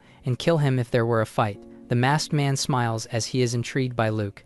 Two of the other players of the card game stand up and point their guns at the gang. Gecko shoots at both of them before they can fire, killing them. The masked man uses his puppeteering ability. Gecko is shocked to see that the two men are revived and are pointing their guns at them again. The controlled men fire their guns. Luke dodges every bullet. He reviews that he needs to break the spinal cords of those controlled to stop them. He then rushes towards one of the controls as it fires at him. Luke kicks the gun off its arm, pins the man to the ground, and then bends the body to break its spine. Meanwhile, Gecko kicks the table towards the other controlled, breaking the person's spine too. The masked man is annoyed that his puppets have been dealt with so easily. Gecko shows the masked man that he has an ability restraint collar ready for him. Mama warns Luke that it's not over yet. Luke sees a light glowing inside the puppet he has pinned down. He realizes that there is a bomb inside it. Luke ties the body up until it is a ball and then kicks it to make it roll elsewhere. It explodes just near all of them. Gecko is shocked that Luke was strong enough to instantly crumple the enemy into a ball. Gecko realizes there might also be a bomb in the other puppet. He pierces the puppet's body with a dagger. He sees inside the bomb, but it has no sign of exploding. One of the card players is shocked by everything that happened, leading Luke to conclude that he was the only non-puppet playing the card game. Luke also sees that the masked man is gone and concludes that the bomb was only designed to be strong enough for him to escape. Meanwhile, armed men around the market have their attentions on Luke and Gecko. Luke also realizes that Mama disappeared the moment the explosion happened. Luke tells Gecko to explain things to the people while he runs off to pursue the masked man. Gecko is left in the gambling area. He then raises his hands and drops his weapons as the mob of armed men approaches him. As Luke is running, Mama reappears to tell him where the enemy is headed. She asks her son to be careful since the masked men have men with weapons waiting for him. Armed men wait inside the building as one confirms their target has entered. Bullets rain down as the siblings lunge ahead straight through the gunfire. Luke remembers when their mother protected them from an ambush before, but this time, he came prepared. As he continues to dodge swiftly, Red Tuxedo watches from above and remarks that this opponent will not be easy. He smirks, and suddenly Luke's body stiffens as an unseen force takes control of his movements. He identifies the enemy's puppet ability that forces others to imitate movements. As the control tightens, he struggles while calling his sister for help to break free. She floats closer as she comes for his rescue. With this, he gathers his strength and finally breaks free. He then stops a man from firing. Regaining control, he forces the firearm towards the other men as shots explodes to their direction. Moments later, several enemies collapse while he passes calmly among the fallen. Meanwhile, Red Tuxedo starts the engine of his motorcycle. Luke smirks, seeing his distress. The masked man panics when the engine fails to start as the young man approaches rapidly. Realizing escape is impossible, he prepares to use another desperate method. Before he can react, Luke grabs him and stops his escape. He slams the masked man to the ground and pins him down. Pinned down, the masked man tries using mental tendrils to escape his grip. He recognizes the technique and recalls similar psychic powers from the past. Realizing he is in the dire situation, the masked man prepares a desperate final move. He secretly grips his hidden gun and pulls it out from his pocket, screaming for Luke to die. With a crazed grin, he suddenly fires the weapon at close range. However, Luke is more agile as he grabs the gun and twists it away. Red Tuxedo screams as his arm is shattered. Luke coldly warns him that he should not be able to move anymore. He narrows his eyes while studying the masked man. Despite his injuries, the masked man lets out a quiet chuckle. He remarks that the young man does not seem like a typical spider-type ability user. Luke calmly asks where the others are. Red Tuxedo explains the others left after their failed mission because their boss sensed something wrong and ordered them to separate. Luke demands to know where the others fled and warns he will use harsher methods if necessary. The masked man suddenly bursts into loud laughter and removed his mask. Calling him friend, He claims he is being looked down on too much. Seeing his face clearly, Luke realizes this is the masked man's true identity. The man admits defeat but refuses to betray his rules, saying losing his reputation would be worse than death. He reveals that as a puppet ability user, he can control himself and feel no pain even if torn apart. Luke says he will still find a solution to torment him. Suddenly, Mother appears and declares the situation is not over yet. Just then, a large group approaches, surrounding the area with flashlights. Gecko claims he holds an important position in Qing City. Another man confronts Luke and warns that causing trouble in Blackwater Town will have consequences. He insists he holds an important position in Qing City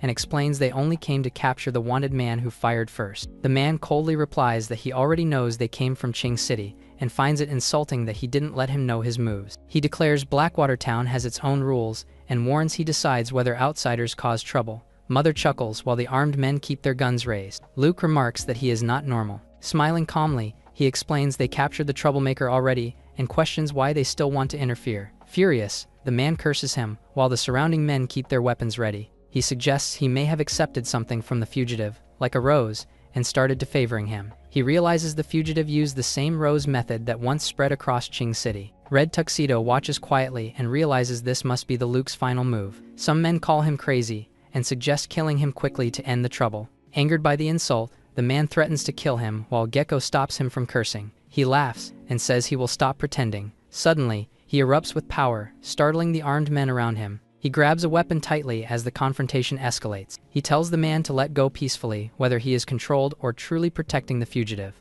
The man angrily demands who he thinks he is and insists this is their territory. Gecko smirks and asks if they really believe he only has 2 guns. Suddenly, a truck suddenly drives to their direction, stopping them in their tracks. Using a megaphone, Gecko announces they are a special operations squad from the city sent to capture a criminal. He demands they bring someone in charge to negotiate immediately. Several armored vehicles arrive and surround the area as everyone turns toward them. A woman in red heels steps forward while gently holding a sleeping orange cat. The crowd quickly realizes that Viper herself has arrived. Viper calmly orders everyone to lower their weapons, saying the Qing members are not enemies. The armed men hesitate, but follow her order. Gecko greets Viper politely, who asks both sides what situation led to this confrontation. Gecko begins laughing as the discussion starts. Luke apologizes to her, explaining that they avoided alerting the target, admitting they should have informed Qing beforehand. He adds that one of her subordinates is under a strange influence and protecting the person they want to capture, but that can be overlooked for now. A man tells Viper not to believe him. Seeing the man blushing, Luke blurts out that he loves Red Tuxedo. Viper shows interest and gives an order to test it out. The subordinate immediately obeys and points a gun at Red Tuxedo. The man begs Viper to spare Red while insisting he is actually straight. Viper finds the situation amusing but decides it needs proper investigation. Luke insists they must take the person back and cannot let him approach anyone yet. Viper asks if they can at least explain what the man has done. He claims that it is confidential and requires permission from headquarters. Viper chuckles softly while holding the orange cat in her arms. He notices the cat and casually remarks that it looks very fat. It suddenly hisses angrily at him. Gecko shows an official license and explains they are simply following orders from higher authorities. After hearing this, Viper orders her men to tie up the struggling man. He desperately begs Viper to let the man go and help him. She explains Blackwater Town and Qing rely on each other, so their problems are shared, and apologizes for the trouble. Luke asks to borrow the warehouse briefly, because he needs to question the captive. Viper jokes about torture tools, but he politely refuses and says he is grateful already. Viper reacts in confusion after hearing his response. Red Tuxedo claims torture is useless, because he can disable his sense of pain. Luke answers that he has no intention of using torture. Red Tuxedo asks him and asks how he plans to interrogate him. He laughs and says he is only an office worker, and quietly calls for his younger sister. May appears behind the captive and eager to start the interrogation. Viper casually asks what she should call him. He introduces himself and says the masked man beside him is Li Shi. While smoking together, he asks if her cigars have gone bad. He heard many rumors about her department before and finally witnessed its reputation today. He admits he was only about 50% confident when confronting Qing earlier. Gecko explains that their squad captain might be able to handle everyone, including her. A man appears and reports that the questioning is done. It is revealed that the vice captain accepted a gold ingot bribe from Red and he claimed he found true love. Viper remarks that since he accepted a bribe he deserves being locked up. Gecko jokingly says Qing City might be perfect for recruiting their talented sisters, leaving Viper unimpressed. He adds that life in the city is lively, and they can take more exciting jobs if they want. He also admits that it is a little too chaotic. Someone asks if what he said earlier through the loudspeaker was really true. She banters with him a bit while dragging her cigar. Just then, a scream echoes through the area, startling everyone nearby. Luke admits that the scream frightened him, which confused Gecko. Luke says they should leave quickly, and asks to keep the captive locked there for now. Viper asks if he trusts him, and the man confirms that he does, but she is hesitant to keep the captive detained since he is abnormal. Red Tuxedo mumbles that all of them are monsters. However, despite this, they assure her that he is perfectly normal. On their way home, Gecko reflects that after seeing the red-haired man's fate, anyone would struggle to stay brave. He teases that he must admire Viper since she even gifted him a motorcycle. Luke explains Viper waived their fine and provided them with other necessities. She also offered future cooperation, but rules prevent him from leaving his contact information. He also apologizes if he seemed harsh earlier, calling him a trusted colleague and friend. Gecko asks whether his family accept their friendship. Mother advises that if he wants friends, he should not reveal everything about himself. Luke then jokes about his ability, and Gecko assures him that he has idea about it. He then asks what he learned from the interrogation in Blackwater Town.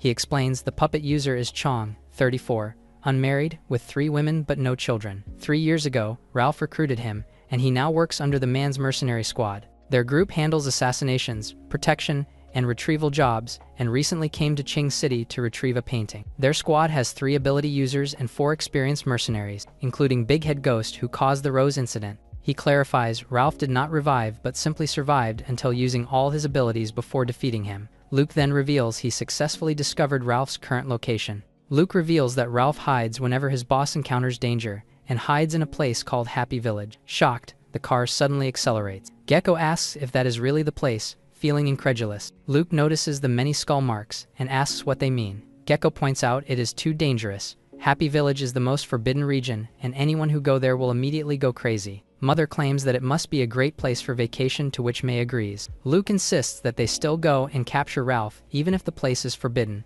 Gecko tearfully mutters that he is doomed. Under the red moon, their vehicle continues racing toward the dangerous Happy Village. Gecko reports to the headquarters about the pollution incident. Suspect is likely hiding in Happy Village. They continue their mission and read the data they have on the way. The data describes Happy Village as a region causing hallucinations, madness, and disappearances within its distortion field. Gecko asks if he reconsidered, but he says the data is limited and they must investigate personally. They arrive 10 kilometers away from Happy Village and prepares their weapons. Luke tells him not to be scared as plans to go inside by himself. With this, Gecko admits that he is really a chicken. However, he is now an ability user, so he cannot abandon his partner. Luke tells him to just be on watch, since entering the village is too dangerous. He then clarifies that the real danger is something else entirely. Inside a dim room, Baba is devouring food enthusiastically and mutters that he is finally free. He says if Happy Village is truly dangerous, then he will become dangerous as well. He adds that he'll feel guilty if something were to happen to him. Gecko finally agrees and claims that he will just drive and be on watch. The next day, they prepare supplies and decide they cannot drive directly into the village. Luke enters the village and warns them to be careful. It looks like he went alone, but with him are his mother and sister. Gecko caught a sight of them and begins to feel scared. He tries to warn his friend but freezes in fear when he hears a voice behind him. Luke is carrying his sister when suddenly, he feels dizzy, confirming that the place is not really normal. As they are walking in a rice field, Luke asks his sister if she is afraid of their father. She argues this isn't true since she plans on making him a toy. They come to a halt and wonder where exactly are they. Based on what they are seeing, they are in some organized fields with eerily hardworking farmers. He approached one of them and asks if they are really in the Happy Village. The woman just continues to stare at him, so then he hands her money to make her talk. However, she still doesn't want to speak, so he tries to retrieve his money, but she refused to return it. After a struggle, he finally got his money back and tells himself that he has to find out the information by himself. He walks around the village and can see its entirety. He comments that it is so quiet and wonders if Ralph is hidden inside one of the houses. Just then, Mother cuts something looming over him, saying that it's dirty. She comments that the Happy Village is better compared to the Blackwater Town. There, people are friendly, and as if on cue, Luke looks up, and they are being surrounded. Confused, he wonders why they look so threatening now, and gazes at his mother. She denies controlling them, which prompts Luke into thinking deeply. Unable to arrive at a conclusion, he decides to ignore the people and investigate by going house to house. Mother agrees, and adds that she saw a house with lights on. Curious, Luke asks which one is it. She admits that she didn't really exactly remember but points at its direction. With this, they proceed to look for the house. Luke observes that May isn't interested on making the hostile people her toys, and she claims that they already are. Mother tells them it is near, but secretly cuts another thread behind her son. Alerted, Luke asks if they can smell something strange. He smells meat, and it reminds him of Ralph. He thinks he must be near when a little boy walks to him and offers him some dates. He thanks him for it and wonders again how he will find Ralph. He then thinks of just burning the houses to force Ralph out of hiding. Just then,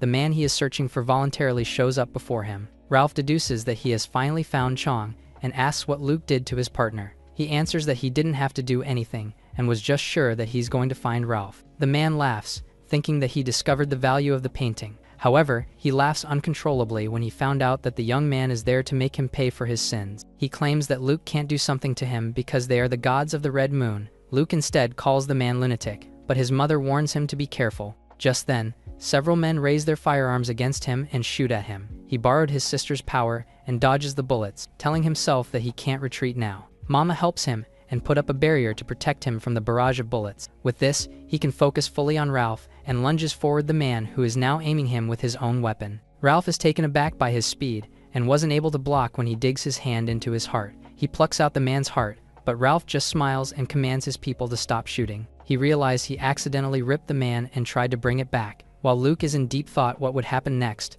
a tree sprouts from dead Ralph's body. He is shocked that the vines are still alive and they immediately target the villagers. The tentacles encircle around the man's body, who suddenly becomes violent. He tries to attack Luke after seeing him as Ralph wanting to exact revenge. However, he can't risk killing the man since he will multiply endlessly. Just then, the madman points the weapon to himself and ends it after sensing that he can't kill Luke. More villagers come after him, but they all become Ralph's nutrients. He wonders how he will break the process. Mama tells him that he can't rip the tree apart because it will just continue to spread. He wonders what to do and contemplates letting their father take care of everything. He thinks that Baba and Ralph are a perfect match since they will fight each other to death. He also contemplates on letting his sister make the tree as her snack. However, assessing the situation, it seems like he is the only one who can deal with it. Since Ralph can corrupt everyone around him when he is dead, he wonders why they all seek revenge on him. Mama points out that it's not part of his ability but the price he has to pay. Luke agrees. Since everyone Ralph corrupted becomes a part of him, they have deep hatred on him. Ralph's way of eliminating them is absorbing them, and he shifted their anger on him. E understands this now, but has no idea how their hatred shifted towards him. Just then, Mama cuts something on his back, declaring that she has found it. It is revealed to be Ralph's face growing on his body, which makes the villagers harbor hate on him. The villagers drop their weapons. If it wasn't for Mama's help, he wouldn't escape their hatred. After eating the skin of Ralph's face, the villagers seem to get their revenge. But then, the tree declares that it experienced rapid growth for the first time. It declares that Luke allowed it to complete the 5th pollution group so quickly, making the breached laboratory task completed. Luke is confused, but observed that Ralph's face is almost disappearing. He wonders what could be his third ability and how it will manifest. A door opens and a person screams that he's not allowed to hurt Ralph. The person smirks at him as he comments on how big his brain is. He then grabs Ralph's neck as he realizes that Big Brain is the one who distributed roses in Qing City. He then reveals that his sister is already looking for him. With a forceful move, he pulls him out from the tree trunk and declares that he is dead. However, more Ralph is produced which attack him all at once. Without his sister's help, he struggles avoiding the assault and grew more Ralph's face on his body. Ralph's corrupted energy spreads through the villagers, consuming all of them. He declares that he owns everyone's identity, including Luke, who is slowly transforming into him. Worried about him, Mama declares that it is time, and that suppressing Baba more will make him mad even more. If Ralph wants trouble, they should give it. Big Head is confused why his ability didn't work since Luke accepted the dates that came from him. The man didn't follow his order not to hurt Ralph. While reviewing what happened, May suddenly appears, which shocked him. She declares that she will make him her toy and contorts his body to her liking. She consoles him, saying she will protect him from her father while continuing to distort his body. The man screams in pain that echoes throughout the village. Meanwhile, Ralph's real consciousness felt Big Head's defeat. He contemplates to leave before Luke wakes up. However, he seems to have another problem in the presence of Baba. Just then, Luke opens his eyes, unleashing his newfound power. The corruptions wonder how he easily dislodged himself. He calls them trash for being parasites, and starts to rip them apart while using Baba's power. He strikes, bites, and devours. With undeniable power, Luke annihilates the corrupted ones. The villagers stop what they're doing to marvel his power. Even Mama calls him a monster. She looks behind and asks May what she's carrying. The child shows him Big Head's head, which is now her new toy. Mama tells her that she can't have a dirty toy. As they leave it behind, she asks if Luke will change, to which Mama disagrees. Meanwhile, the remaining corrupted villagers discuss running away or uniting to kill Luke. While using Baba's power, he finds it thrilling that his opponent seems immortal, so he can continue to torture them. With this, Ralph's true consciousness attempts to escape. He successfully cut off the linkage and disguised himself while escaping. However, Mama and May stop him from running away. Elsewhere, another corrupted is seemingly waking up from its deep slumber. Mama approaches Ralph in disguise, asking who sent him to investigate the breached laboratory. The man suddenly fires a special bullet that tears through the air toward her at high speed. But it suddenly bounces off as Mama blocks it. She smirks and remarks that he really doesn't want to die peacefully. On the other hand, Baba glows with rage as he shouts that those who escape are even more annoying. The demonic figure roars fiercely while he senses Ralph near. He charges straight ahead, smashing through everything in its path, while flames and debris explode around it. The villagers watch in shock his demonic rampage. Ralph grits his teeth, asking who gave him the Lone Soldier codename. Luke steps forward, while Baba looms behind him and calmly declares that he has caught the man. Ralph quickly realizes the terrifying power before him, but declares that he can't be killed. He explains he chose to hide in this town because the queen has been sleeping here. Several villagers suddenly appear and agree with him.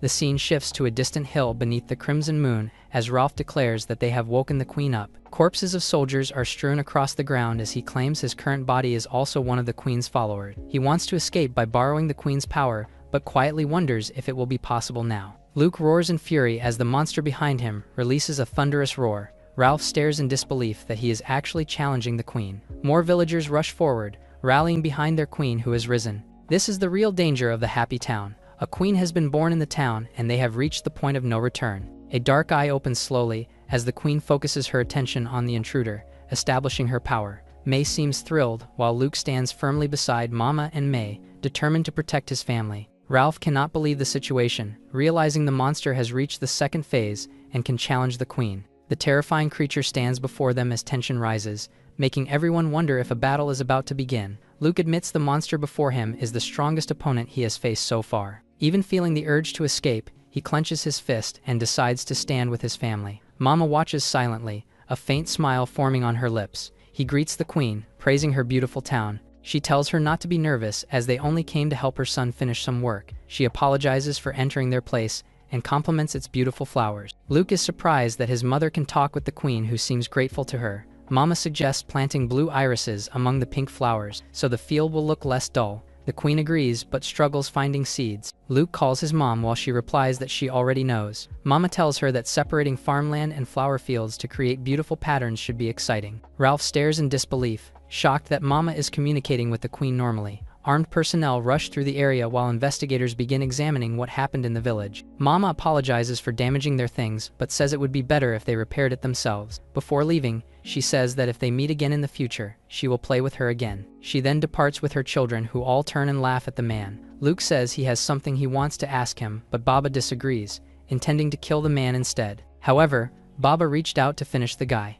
Unfazed, Luke repeats that he has a question for the monster. Enraged, Baba roars that he is nothing but useless, cowardly trash. Mama tells him to go back, but the father refuses. Luke realizes his body is no longer under his control. He wills himself to fight Baba as May expresses concern. Gritting his teeth, he insists he cannot let go and forces his left hand to keep holding on. Mama reminds him that they are a family and that they should help one another, not fight. The queen calls their attention and tells them not to argue in her place. Mama apologizes for the disturbance. Mama points out that others are already laughing at their family. Before leaving, Baba insists the young man is worthless and warns they will regret protecting him. With a dismissive snort, he finally retreats to his dark room. Luke sighs in relief that everything is finally over. Mama thanks the queen and asks her son what they will do next. He explains he wants to bring the culprit back to Qing and return the stolen items. However, the injured man suddenly claims everything they are seeing is actually fake. Mother cuts something in him, and suddenly he can't speak. She tells him that the painting is in his box, and various other information about Luke. She requests that he look at the contents of the box after he reached second phase, or he won't be able to bear it. He wonders what she could mean by this. Since this is the first time she requests something from him, he agrees to do it. In the end, they let May play with Ralph. Later, Luke is carrying the box alone after Mama and May leave and hurry to check on their father. Just then, Gecko arrives to fetch him. Luke confirms that everything has been taken care of and resolved. Gecko then reports to him that he caught 4 mercenaries while on the lookout. Only one remains alive, and he put the man to sleep inside the vehicle. He asks if he wants to free up the space for his family, but Luke says it is fine. They talk about the mercenaries' loot, which are all dangerous weapons they now carry, which makes Luke panic a little. Gecko adds that he threw their vehicles, but Luke finds this wasteful. Later, uniformed personnel arrive to pick them up. Luke claims that there are 4 abandoned motorcycles nearby and seeks their help to transform them back. Later, they finally meet Chen after officially finishing their mission. He reports the progress of the mission. She asks if he is sure that both ability users are finally dead. After he confirms, she tells him to take a rest since there will be new tasks for him.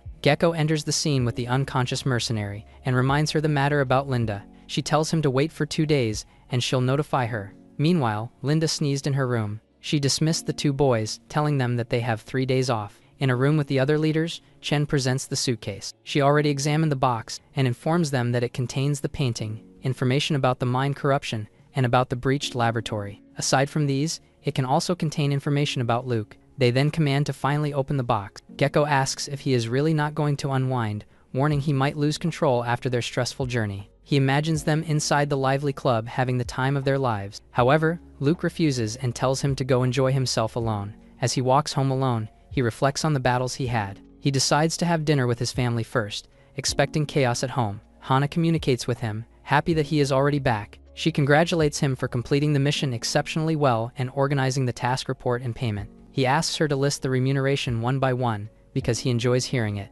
After a while, their call ends, and he reflects that he earned a lot this time. He walks upstairs toward his home, preparing himself mentally. He arrives outside the apartment and nervously opens the door. He is confused that they're not fighting. He tells them that they could have eaten without him if they are all hungry. Baba tells him to come back earlier if he knows the family is waiting. Luke agrees, and the family start to eat together for dinner. At the same time, elsewhere, a hand prepares to open the sealed box. Several officials gather around, watching closely. Inside the suitcase are several sealed files that were extremely difficult to obtain. Chen identifies the item as the mysterious painting and says she will take it to the Research Institute for further examination. She adds that the files also contain details about the breached laboratory incident. The professor tells her that regardless of what is inside, Luke is one of them now. Chen opens the envelope and seems annoyed with what's inside. She shows them the shred papers inside, much to their surprise. Meanwhile, at home, Mama says they should take more family trips like this next time. She scolds their father for his bad temper, saying it makes everyone nervous. She warns that if he does not change, he may not be included when the whole family goes out together next time. Luke suddenly wonders why his mother's words feel like they were meant specifically for him. His mother smiles and tells him to ask his questions. She knows that he is curious and understands that he wants to know more. She then shows him the gift that she has promised before. She reminds him that he should only open it after he reached second phase. He promises to follow her instructions as she hands him the key and reminds him to keep it safe. The next day, Luke finally finishes writing his report, believing that it is such a detailed summary. He contemplates on visiting the orphanage before going back to doing missions. Just then, his phone suddenly rings. When he answers it, Hana immediately commends his written report. She offers to help polish it before submitting it. He thanks her and she listens as there is something else he needs to discuss. Luke then asks her if she knows about the second phase. Chen reports that Luke asks about the second phase. While it is not a secret, they need to know Luke's true intentions. The officer notes that Luke's report mentioned retrieving items from Happy Village and encountering a mysterious being called the Queen. Professor asks if they have reviewed Gecko's report about the mission. After examining the reports, they conclude that Luke appears to follow the rules carefully, which they consider a reassuring sign. The elder suggests they should not reject the young man and simply follow the standard process and allow him the chance of second phase. Meanwhile, Luke reviews the payment options for the mission and the possibility of becoming a regular member with a promotion. Hannah explains that if treated as a bounty, the mission reward would reach 3 million. Luke hesitates, feeling the pressure of making such an important decision. She proposes splitting the reward between cash and contribution points, which would also help him advance to level 2. Luke thanks Hana for her help. She informs him about the cash he will be receiving. He is stunned by the amount of money he earned. She then begins explaining the concept behind the second phase. Under the influence of the Red Moon, humans with abnormal mental power become ability users, which marks the first phase. She adds that many people experimented on ability users, and the results were often tragic. Luke asks what happens to ability users who pass the second phase, though a sudden headache strikes him again. Hana says the strengthening method is now mature, but strict rules forbid illegal human experimentation. She adds that only one person has successfully reached the second phase, and reveals that person is Gecko, the most stable ability user they have ever observed. Luke recalls his mother saying that once he reaches the second phase, he can read the documents inside the suitcase. He asks Hana to help submit a request for second phase strengthening. She apologizes and explains that his current level is not high enough to make that request yet, Resolute, he asks if there are any missions he can take right now, and immediately accepts one. A girl named Jonah complains that someone keeps bothering her even when she already has a boyfriend. Her friend casually suggests they drink some alcohol together. Jonah finds her gaze weird, but agrees with her plan. Later, she wakes up while her friend is looming over her. The woman shamelessly praises her beauty, then suggests they bathe together while threatening consequences if she refuses. Jonah screams, trying to fight her. The next day, Jonah goes to a psychiatric counseling center. She tells him that something strange has been targeting her since that day, and that she doesn't meet her best friend again. The doctor dismisses her fears, claiming such anxiety is common for people her age. He reassures her she is simply under stress, and offers to help her recover. He suggests taking her out to dinner, but she firmly refuses. His expression darkens as he repeats the same threatening line about severe consequences for rejecting him. Outside the Qing police station, Luke reflects that Hana is truly a good person after helping him obtain all he needs. A soldier presents a reinforced motorcycle and confirms that it is the transportation he requested. The officer explains the motorcycle was modified by the research department to improve durability and responsiveness. Additional features are introduced, including steel cables for manual control and retraction, along with voice-controlled emergency alerts and GPS. He also adds that a robotic dog is stored inside the metal container on the back and can assist with support tasks. The vehicle was specially designed for spider ability users, and so Luke wonders why Gecko didn't receive one. Hana reveals that Gecko had an awkward moment with the girlfriend of the lead of the new weapon department. He grips the handle and starts the motorcycle as the engine begins to roar. Riding through the city streets, he admits the experience feels good, although it is slightly different from what he expected. Smiling confidently, he decides it is time to head out and begin his mission to hunt ghosts. Meanwhile, frightened Jonah walks through the dark street, wondering what she should do even after the doctor has already changed. Suddenly, a small girl greets her. The child grins ominously and asks her if she understands the consequences of rejecting him. The terrified woman backs away in fear and begs the approaching figures to stay away from her. Surrounded by sinister figures, he declares that she cannot reject him and demands that she submit to him. Overwhelmed with fear, the woman collapses to the ground as he orders her to kneel and beg. Luke steps forward and reassures her that he is there to help. He reaches out and pulls her up from the ground while she nervously asks how he can help her. She tearfully looks up at him as his hand reaches toward her. A man then angrily demands to know what Luke is doing as he steps in front of the frightened woman. Remaining calm, he politely excuses himself while the angry man insists he has a problem. Clinging to him in fear, she insists the man is a ghost and begs desperately to be saved. He gently reassures her not to worry while calmly asking her to step away for a moment, revealing that she's stepping on his ride. Riding through the city, he calmly explains that he needs to find a suitable place to capture the ghost. He adds that he deals with situations like this and warns they must be careful or the ghost might escape. The motorcycle speeds down the street as he awkwardly asks her not to hug him too tightly. While riding, he reviews the mission details, explaining the target is a Spectre-class ability user capable of possessing other people. The motorcycle speeds through the city beneath the crimson moon. Later, they stop in front of a brightly lit hotel as he calmly says they have arrived. The woman looks shocked after realizing the place he brought her to is a hotel. He calmly tells her that she now needs to go inside with him. Seeing her hesitation, he shows her his official badge and explains she must act naturally so the target will not become suspicious. She nervously asks if he really knows how to catch ghosts as they walk into the hotel, and he confirms. At the counter, he casually requests one room while joking that if his plan fails, his heart will suffer greatly. As they head upstairs, she noticed him being distracted and checks, but he insists he is fine. Meanwhile, an elderly woman quietly turns at them. Clearly she is not normal. The janitor asks why they are so late. Jonah then realizes that she is the one haunting her. The janitor suddenly becomes hostile and tells him to leave because she has already chosen Jonah as her prey. Luke deems the situation as dangerous since May isn't around, but contemplates on forcefully borrowing her power. He firmly tells the janitor that the woman is not his prey and demands that he stop before things get worse. The janitor mocks them and warns that even powerful people in the city cannot stop her. Suddenly, May shows up but shows jealousy seeing him close to another girl. A small white-haired girl appears and cheerfully calls out to the young man. Enraged, the janitor rushes forward and attacks while shouting that they must be seeking death. Jonah screams as the janitor suddenly swings a weapon toward them. He calmly blocks the attack while May clings to him from behind. The attacker stares in shock as someone coldly calls him disgusting. Startled by the sudden reversal, the janitor stumbles back and nervously apologizes. The ghost possessed another crew, claiming that he is above them.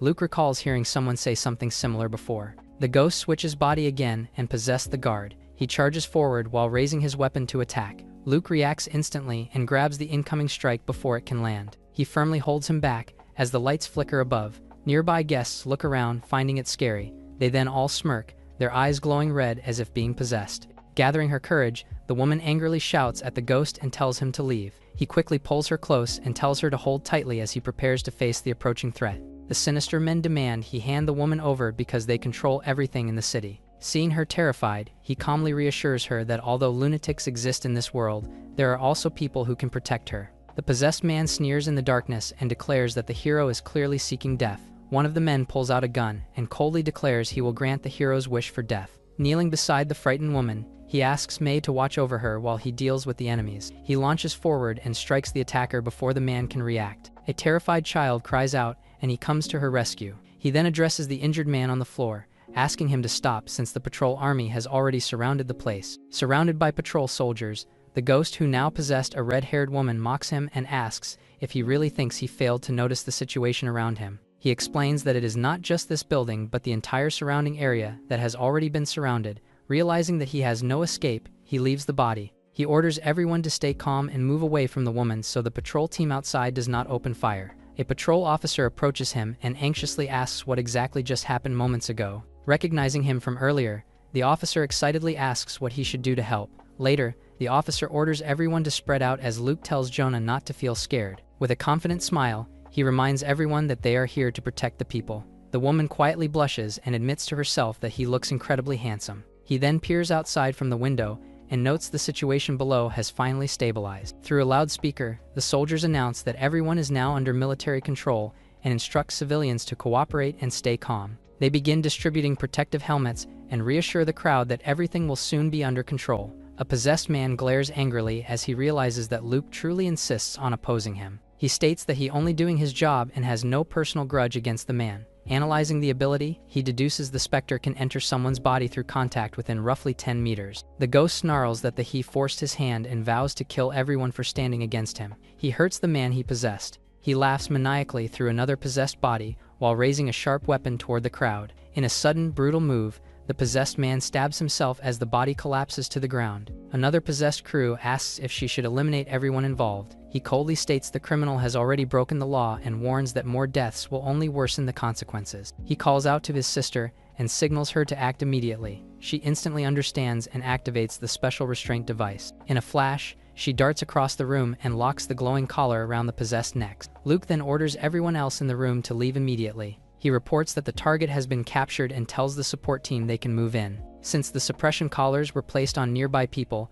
and that everyone else has already been moved outside, he has no one to possess but the current one. He asks whether he will surrender or continue fighting, despite having no escape left. Enraged, the ghost declares he will fight until the very end. As dark energy surges around her, the possessed woman unleashes her power while angrily questioning how she was pushed this far. Possessed by rage, the ghost screams that since he was forced into this situation, he will drag Luke to hell with him. Distorted memories flash through the ghost's mind, revealing fragments of the lives he once possessed. Realizing what he is witnessing, Luke declares that the ghost did far more than simply break the law. The monster glares at the hero and growls as it prepares to attack. Realizing it cannot possess the hero's body, the ghost roars that it will simply devour him instead. Since May seems uninterested in fighting the ghost, Luke lunges forward alone. The ghost tries to attack, but he instantly counters, slashing straight through the creature with a precise strike. He lands on his body, completely suppressing the creature. The ghost collapses while screaming as its body continues to disintegrate under his overwhelming power.